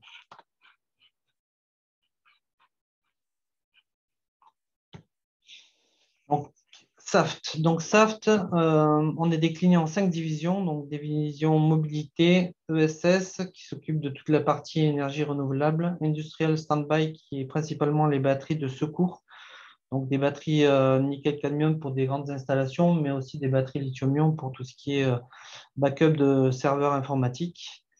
Connected Energy est une division qui fabrique des petites cellules au lithium primaire, principalement utilisées dans tout ce qui est appareil de mesure, compteur de gaz, relevé de compteur d'eau. Et Space and Defense, une division dédiée à tout ce qui est batterie pour les équipements militaires, les satellites et d'autres applications assez exotiques. Donc moi, j'appartiens à la division mobilité. Mobilité, c'est aviation, rail et off-road. Et je suis le chef de produit du segment off-road. Donc notre scope aujourd'hui, c'est de développer et de vendre, de commercialiser des batteries sur les segments construction, mine, agriculture, chariot élévateur, port, aéroport, bus and truck.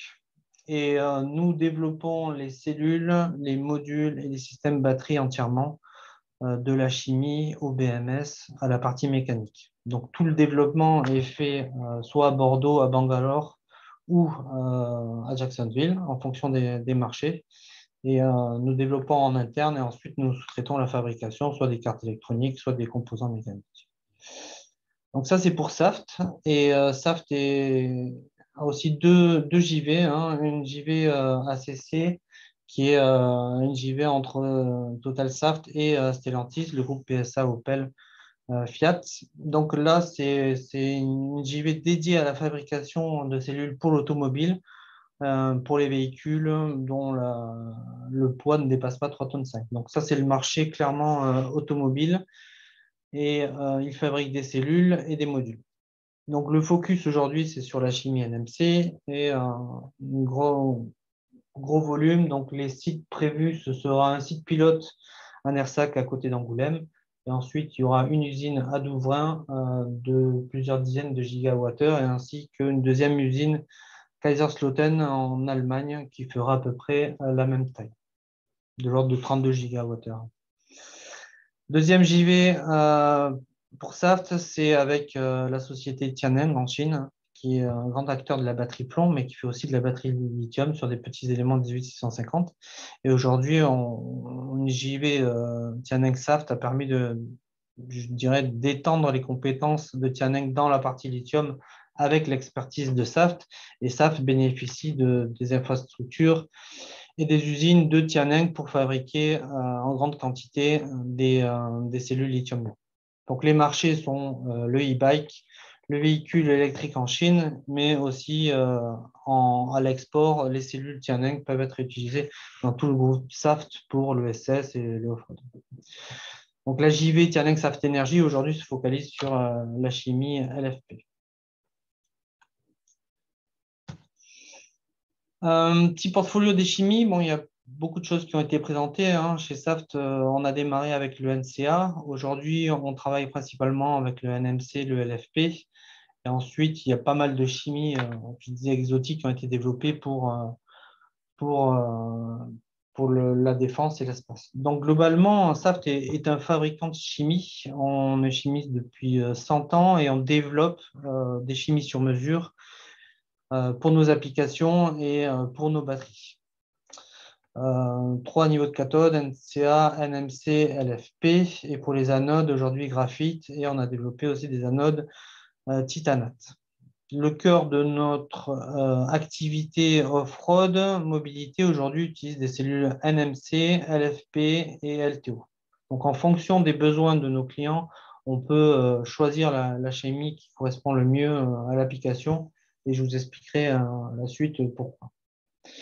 Donc, différents critères. Donc, la chimie lithium-ion, c'est un parapluie avec des avantages et des inconvénients pour chaque chimie.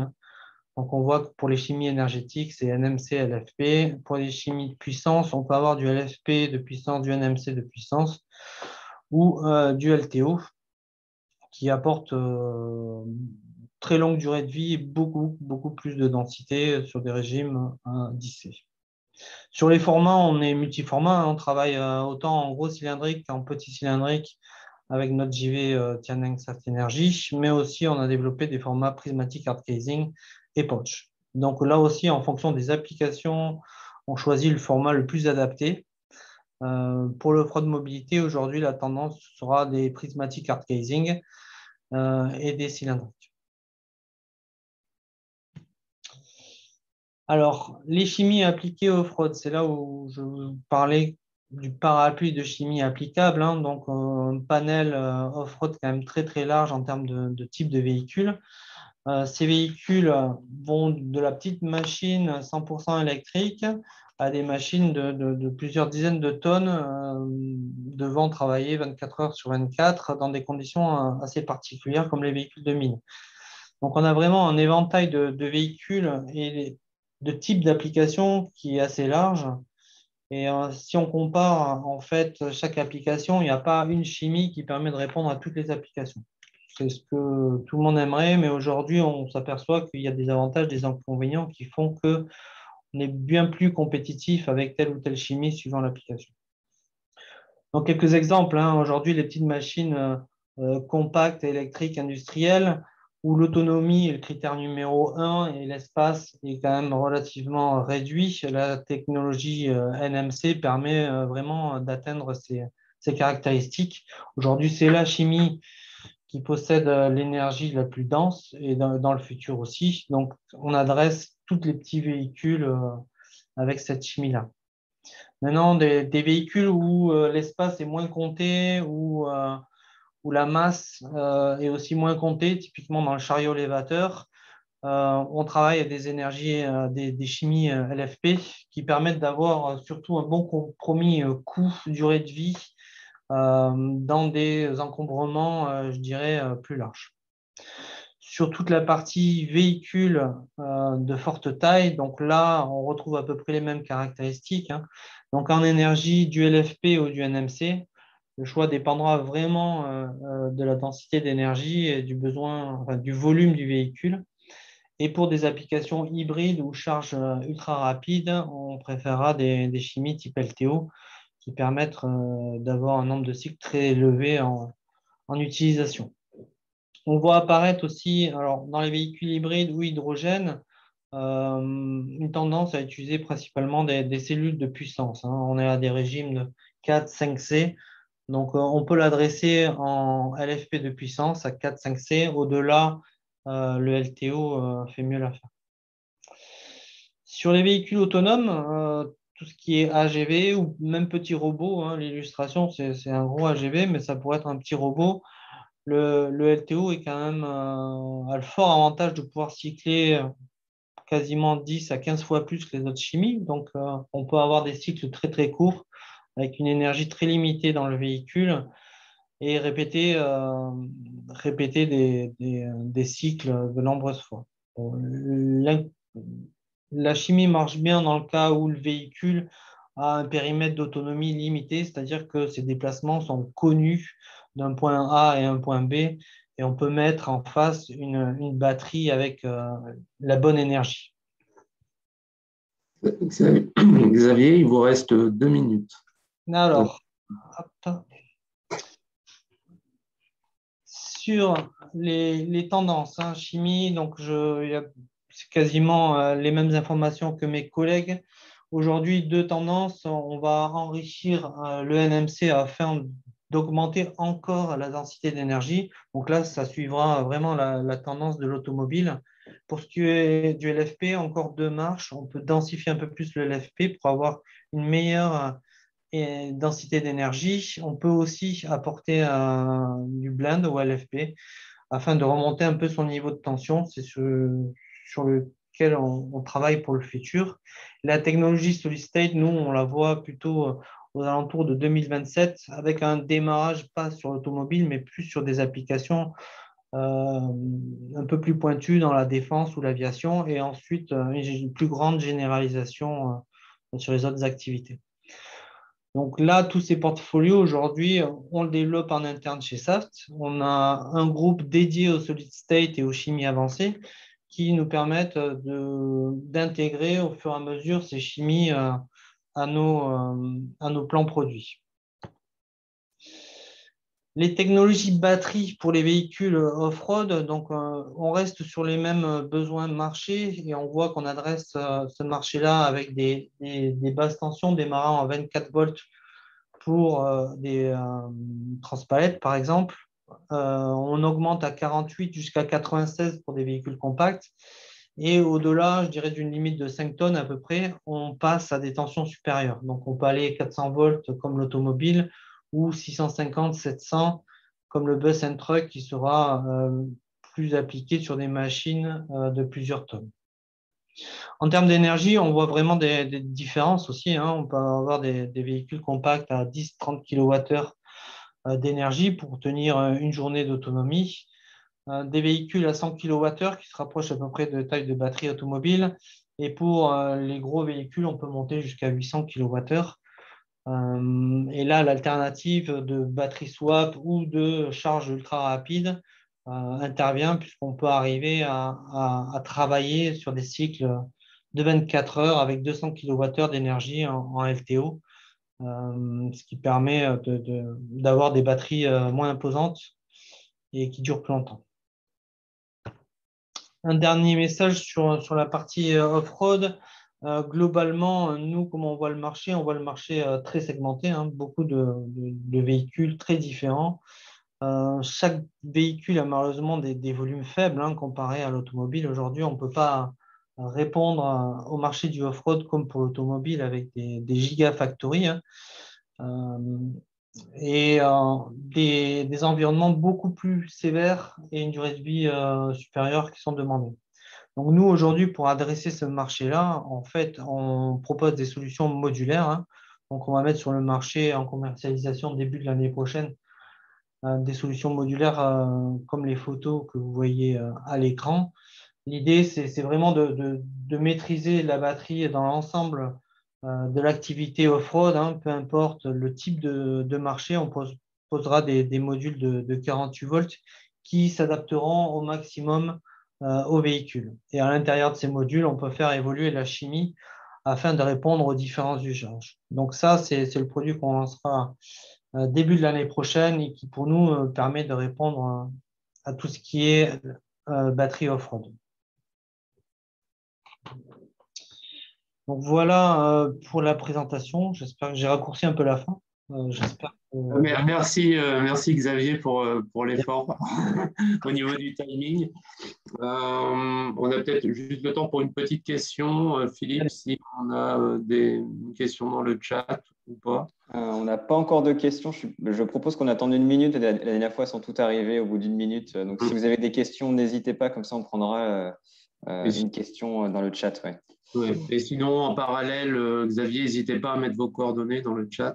Oui, alors j'ai mis à l'avance. Je peux les remettre pour tout renseignement sur... On a une question, je la prends de volet. Hein, c'est que pensez-vous de l'immersive cooling pour vos applications, enfin les applications qui sont notamment évoquées en off-road? L'immersive cooling, c'est une bonne solution. Moi, ce qui me gêne, c'est tout ce qui est refroidissement liquide. Donc, sur toutes les petites applications, petites batteries à proscrire, aujourd'hui, les systèmes même de pompes qui viennent s'ajouter à des petites batteries, ça rend le coût de la batterie beaucoup trop élevé. Sur des plus grandes machines, pourquoi pas. Après, la gestion de l'étanchéité est quand même quelque chose de critique. Nous, on a fait le choix de séparer tout ce qui est liquide des batteries. Donc, je dirais qu'il y a quand même un degré technologique à maîtriser. D'accord, parfait. Merci Xavier, encore une fois. Et puis on va entamer le 3e et dernier temps du webinaire. Donc, avec une intervention unique de Stéphane Lepochat du cabinet EVA. Et puis, on va parler de l'analyse du cycle de vie qui a déjà été pas mal évoquée dans le chat. Donc, je pense effectivement il y a des réponses qui sont attendues au niveau des participants. Donc, je vous laisse prendre la main, Stéphane. Oui, ok, très bien, merci. Partage d'écran, continuer. Est-ce que vous voyez mon écran? C'est parfait. Ok. Je vais passer en plein écran. Très bien. Bien, bonjour à tout le monde. Alors, je vais vous parler effectivement d'analyse de cycle de vie et essayer de résumer ce qu'on peut tirer comme enseignement des analyses de cycle de vie qui sont réalisées sur les batteries et véhicules électriques. Je ne sais pas si je pourrais répondre à toutes vos questions, mais en tout cas, je vais essayer de vous faire une présentation rapide de ces enseignements. Très rapidement, moi, je suis Stéphane Lepochat, je suis directeur R&D chez EVA. EVA, c'est une société de conseil en analyse de cycle de vie et en éco-conception. Donc, on fait partie des spécialistes français de l'analyse de cycle de vie. Et nous, on travaille avec le logiciel CIMAPRO pour information, pour ceux qui connaissent un petit peu. Bien évidemment, puisque, comme le montre ce webinaire, l'activité liée à la production de batteries et véhicules électriques est en pleine effervescence. Et donc, concomitamment, il y a tout un tas de travaux portant sur l'analyse de cycle de vie des batteries et des véhicules électriques qui est en cours. Nous-mêmes, on a l'occasion donc de travailler sur de la CV de batterie pour des constructeurs, des fabricants de batteries. On a pu réaliser diverses études, une pour EDF justement sur les EDF pour les bus électriques, les navettes autonomes, des projets de smart grid, etc. Des projets qui portaient sur le recyclage ou la réutilisation des batteries automobiles. Enfin voilà, donc c'était évidemment un sujet sur lequel nous travaillons. Très rapidement, c'est parce que je ne vais pas vous refaire toute l'histoire de la CV, d'autant plus que j'imagine que la plupart d'entre vous commencent à bien connaître ce qu'est l'analyse de cycle de vie. Très rapidement, c'est une analyse des impacts environnementaux d'un cycle de vie de produits. Donc, quand on dit cycle de vie, c'est du berceau à la tombe, c'est-à-dire de l'extraction de fabrication de matières premières jusqu'à la fin de vie, jusqu'au recyclage ou à l'élimination. Et c'est une analyse qui se fait en multicritères et pas seulement sur, sur l'empreinte carbone CO2. Donc voilà, vous faites une analyse de votre système cycle de vie multicritère, vous obtenez un beau bar graphe multicritère comme en bas de la slide. Là. Voilà, l'analyse de cycle de vie, c'est cet outil-là.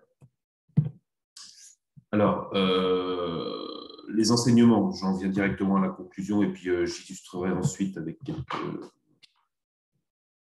quelques données. Les enseignements qu'on peut tirer sur les analyses de cycle de vie de batteries et véhicules électriques, hein, j'associe les deux, c'est globalement un bilan plutôt positif à très positif du véhicule électrique, donc incluant la batterie, comparé au véhicule thermique. Là-dessus, ce qui n'est pas toujours le cas en analyse de cycle de vie, donc c'est quand même notable, c'est qu'il y a quand même une convergence des différentes études sur ce point-là. Donc, cet enseignement, enfin la conclusion véhicule électrique versus véhicule thermique, c'est plutôt une conclusion relativement robuste avec ce bilan positif. Un temps d'amortissement de l'empreinte environnementale du véhicule électrique qui est relativement faible comparé à la durée de vie de la batterie et du véhicule, autour de quelques dizaines de milliers de kilomètres. Des conditions favorables en France avec un mix électrique peu carboné. Donc ça, c'est pour la question de la phase d'usage du véhicule électrique. Mais néanmoins, des points d'attention sur ce bilan globalement positif, ce qui est que l'électrification des véhicules, effectivement, on dit que ça dépollue les centres-villes, c'est en partie vrai, mais c'est un déplacement de la pollution qui déplace la pollution de la phase d'usage avec les moteurs thermiques vers la phase de production avec les véhicules électriques. Donc, c'est quand même un point d'attention. La question de l'énergie primaire, qui est un point important, puisque, a priori, la quantité d'énergie, alors en cycle de vie, sur le véhicule électrique, il est du même ordre de grandeur, si ce n'est supérieur à celui du véhicule thermique. La question des ressources, évidemment, que je pense que vous avez tous en tête. La question de la criticité des ressources, et puis quelques problématiques de pollution locale lors de la fabrication de la batterie qui peuvent prendre la forme de phénomènes d'acidification ou d'émissions de particules qui posent des problèmes de santé pour les populations. Voilà, ça c'est les points d'attention.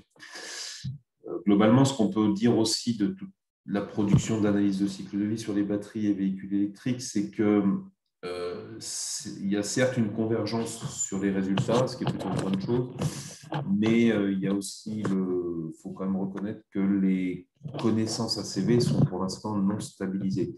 C'est-à-dire qu'il y a de nombreuses hypothèses structurantes qui sont non stabilisées avec un problématique d'accès aux données, on le comprend assez facilement pour caractère confidentiel de tout ce qui est données de production, voire d'utilisation ou de performance.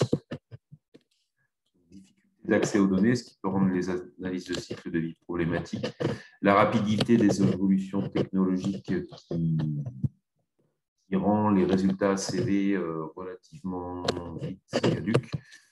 L'évolution des filières des technologies, la question des mix électriques, effectivement, en fonction des lieux de production, ou quand on s'intéresse à des questions prospectives, les mix électriques prospectifs en 2030, en 2050, etc.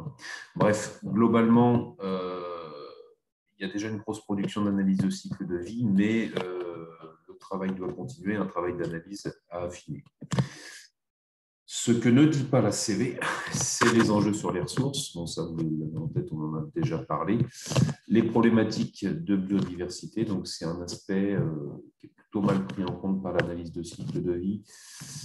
et qui peut, dans certains cas, s'avérer pertinent quand on fait de l'analyse sur des systèmes de batteries et de véhicules électriques. Et ce que ne dit pas non plus l'ACV, c'est la question des effets systémiques, parce que par construction, l'analyse de cycle de vie, elle est basée sur ce qu'on appelle l'unité fonctionnelle, en gros, qui ramène l'analyse à un produit donné, à un véhicule donné ou une batterie donnée, par exemple. Et oui. Stéphane, pardon, Oui. On a un son parasite, alors peut-être chez vous, parce que tous les micros sont coupés. Non, alors moi je suis à peu près au calme, donc a priori il n'y a pas de son parasite, j'en suis désolé, je peux essayer d'enlever le casque. Ouais, non, mais c'est juste qu'il faut bouger, ne serait-ce qu'un tout petit peu, peut-être l'écran de PC ou quoi que ce soit. Ouais, est-ce que ça va mieux comme ça? Ouais, mais c'est votre casque, je pense, qui est réglé. Bon, je vais l'enlever, ouais, à ce moment-là, je vais essayer de l'enlever. Est-ce que ça va mieux comme ça? Ouais, ça. Bon, ben, je vais essayer comme ça. Oui, pour en finir sur cette question des effets systémiques, ouais, effectivement, le principe de l'analyse, le principe de l'ACV basé sur une unité fonctionnelle peut potentiellement masquer des effets d'échelle. Et donc, il faut toujours prendre un petit peu de recul sur les ACV en extrapolant un petit peu ces analyses à des territoires entiers, à des marchés globaux, voilà, par ce qu'on appelle une analyse conséquentielle. Enfin, des recommandations en termes d'éco-conception qui découlent logiquement des conclusions de ces différentes analyses de cycle de vie, c'est que globalement, on voit qu'on va vers un surdimensionnement des véhicules par rapport aux besoins réels, qu'il faudrait envisager une réduction de la masse qui ne paraît pas trop à l'ordre du jour, mais si on raisonne en termes d'éco-conception, c'est plutôt le chemin qu'il faudra emprunter. Et puis, c'est en lien avec la question de l'énergie primaire. Il faudrait, dans la mesure du possible, utiliser une électricité basée sur des sources au maximum renouvelables. Voilà. Donc, maintenant, j'en viens à quelques illustrations. Je vais essayer de faire assez rapidement. Donc là, je prends une illustration tirée d'une étude ADEME qui date déjà de 2013, mais qui reste globalement, en tout cas dans les proportions, peut-être pas dans les valeurs absolues, mais dans les proportions qui restent valables.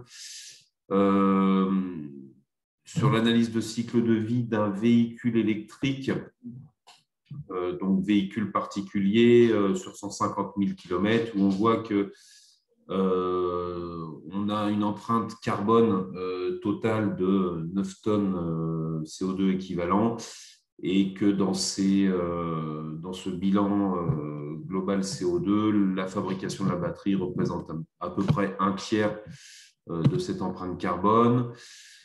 Une autre étude, là, pareil, qui fait un peu la recension de diverses études de carbone 4, voilà, qui donne une empreinte carbone du véhicule électrique, alors là, pour l'année 2020, d'environ 80 grammes de CO2 équivalent par kilomètre. Voilà, alors petite remarque, c'est que si on multiplie ces 80 grammes par 150 000 km, on obtient 12 tonnes de CO2 équivalent. Voilà, donc on reste dans l'ordre de grandeur des 9 tonnes précédemment données, mais on voit que ça fait quand même un tiers de plus. D'autres chiffres qui existent dans la littérature, je leur dis, qui est relativement conséquente, c'est l'empreinte carbone de la fabrication d'une batterie. Les valeurs convergent à peu près autour de 75-80 kg de CO2 équivalent par kilowattheure, avec une variabilité globalement qui va de quelques dizaines de kilos, 40 kilos à 350 kilos, donc un facteur 10 de variabilité, avec une moyenne autour de 110 kilos équivalent CO2 par kilowattheure. Voilà. Ça, c'est des chiffres qu'on peut trouver dans la littérature. Je reviens sur l'étude ADEME sur la CV du véhicule électrique avec cette analyse des flux, donc contribution au flux de l'inventaire de cycle de vie, avec les petits points d'attention là que j'ai entourés pour montrer justement cette problématique de déplacement de pollution, parce qu'effectivement, on a un bilan carbone qui est positif, certes, ça c'est avéré, mais qu'on a quand même des déplacements de pollution.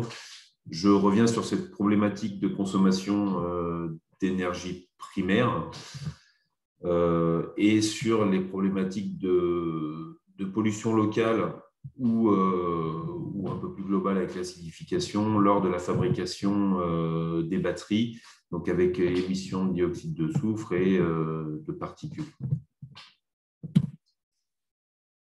Là encore, donc, on en vient à la comparaison du véhicule électrique versus véhicule thermique, où voilà, donc toujours l'étude ADEME de 2013. Donc, on voit qu'on a un net gain. Alors, si on parle que du CO2, on a un net gain du véhicule électrique.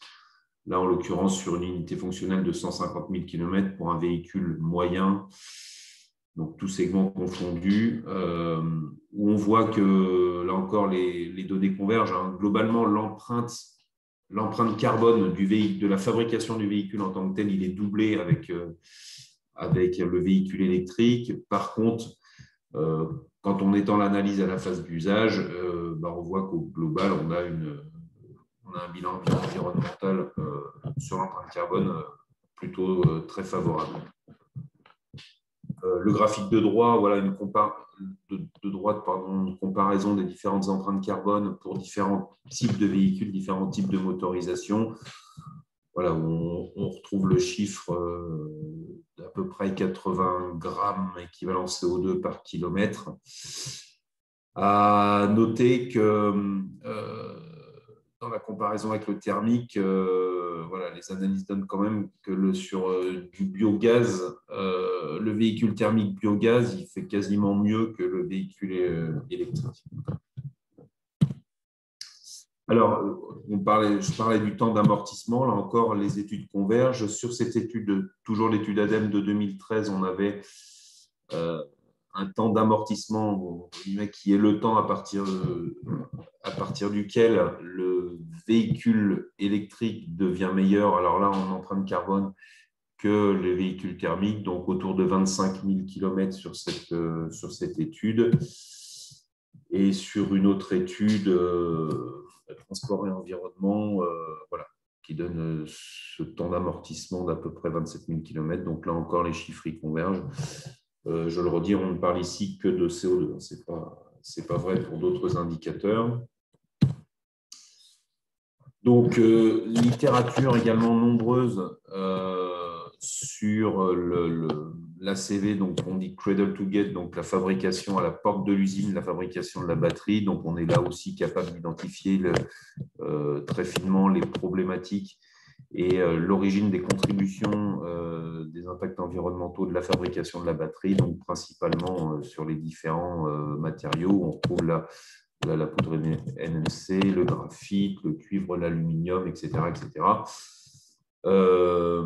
La consommation d'électricité pour la production des cellules que l'on voit apparaître sur certains indicateurs. On trouve également, pour information, là je n'ai pas le temps d'en parler, mais des analyses de cycle de vie comparatives en fonction des différents types de batteries, des différentes chimies, etc. etc. Voilà l'illustration pour les points d'attention. Alors là, il s'agit de graphes qu'on appelle graphes de normalisation ou de normation, qui consistent à ramener les résultats d'analyse de cycle de vie à des équivalents habitants pour donner des ordres de grandeur, essayer de se représenter ce que représentent un peu les résultats d'ACV. Cette normalisation peut parfois poser des problèmes d'interprétation, mais en tout cas, elle est toujours intéressante puisqu'elle permet de se représenter l'impact d'un système par rapport à un équivalent moyen habitant. Alors, en l'occurrence, il s'agit là d'une normalisation sur un équivalent habitant européen et ça permet de faire ressortir où sont les problématiques de transfert d'impact notamment. Je parlais de la consommation d'énergie primaire. Donc là, pour le scénario de 2012 sur l'étude ADEME, voilà, on voit que la consommation d'énergie primaire totale du véhicule électrique, elle est équivalente à celle du véhicule thermique et que sur le scénario de 2020, elle était même supérieure. Voilà, par un effet de balancier qui veut que les véhicules thermiques vont gagner en efficacité et que les véhicules électriques vont gagner en puissance. Voilà. Et donc, les projections étaient qu'en termes d'énergie primaire, le véhicule électrique allait devenir au moins équivalent, si ce n'est supérieur à celui du véhicule thermique. Et puis, les problèmes d'acidification, de pollution locale dont on a déjà parlé. Stéphane, il vous reste une petite minute. Ok, là je vais finir, je vais effectivement conclure. Là, ces graphiques, c'était pour illustrer ce que j'ai déjà dit sur les problématiques, sur d'autres indicateurs que le CO2, sur l'énergie primaire, évidemment sur les ressources minérales, tout le monde est au courant de ça. Et sur les points d'attention, effectivement, que l'on peut tirer des conclusions d'analyse de cycle de vie, mais aussi d'une approche d'éco-design, éco-conception. Donc, la consommation d'énergie associée à la fabrication de la voiture double avec une batterie de 50 kWh. Donc, ça, c'est des chiffres qui sont connus, que vous avez en tête, j'imagine. Mais l'attention qui est donnée au surdimensionnement des véhicules par rapport aux besoins réels des utilisateurs. Donc, avec cette attention à ne pas trop surdimensionner en masse et en puissance les véhicules. Et voilà. Donc, en conclusion, ce qu'on peut dire, j'y reviens, un bilan de gaz à effet de serre positif en comparaison avec les véhicules thermiques, y compris pour des véhicules lourds. Oui, d'ailleurs, c'est notable, y compris pour des cars, des bus, voire certains autres véhicules dont certains ont été évoqués tout à l'heure par Saft. Problématique de déplacement de la pollution des lieux d'émission vers les lieux de production de la batterie. Point d'attention sur l'énergie primaire totale, sur la consommation de ressources critiques et sur d'autres flux polluants. Et puis, la nécessité de penser éco-conception pour l'industrie automobile électrique d'une manière générale. Voilà. Je vous remercie pour votre attention. Merci Stéphane. On a le temps pour une petite question. Philippe, si des questions se posent au niveau du chat. Oui, alors on a eu plusieurs questions, mais je pense que Stéphane a répondu au fur et à mesure sur la plupart des questions. Il y avait une question notamment sur comment vous intégrez dans l'analyse de cycle de vie l'extraction des matières premières dans votre calcul d'impact environnemental. En quelques mots, Stéphane, si tu peux dire un petit peu comment c'est pris en compte. En quelques mots, pour faire très simple, oui, c'est pris en compte, mais via des bases de données. On a des bases de données qui sont renseignées pour les différentes ressources, que ce soit métalliques, minérales ou énergétiques, et qui sont issues de travaux généralement fournis par des fédérations internationales spécifiques liées à l'acier, au titane, au pétrole, à tout ce que vous voulez, au gaz, et qui mettent à disposition ces données que nous, on intègre dans les analyses de cycle de vie. Voilà. D'accord. Bon, parfait. Encore merci Stéphane. Un grand merci à tous nos intervenants de ce webinaire. J'espère que vous avez pu apprendre un certain nombre de choses, que ce soit au niveau état de la batterie, projection des industriels du secteur, et puis des éléments aussi sur l'ACV, qui est effectivement un sujet très important dans ce domaine. Donc, merci d'avoir décalé votre pause déjeuner. Voilà, on a tiré comme prévu jusqu'à 13h. Et puis, on espère vous retrouver très bientôt, à la fois SDE2 et ID4Car pour un prochain webinaire. Merci encore. Merci à tous. Merci. Bon après-midi à tous.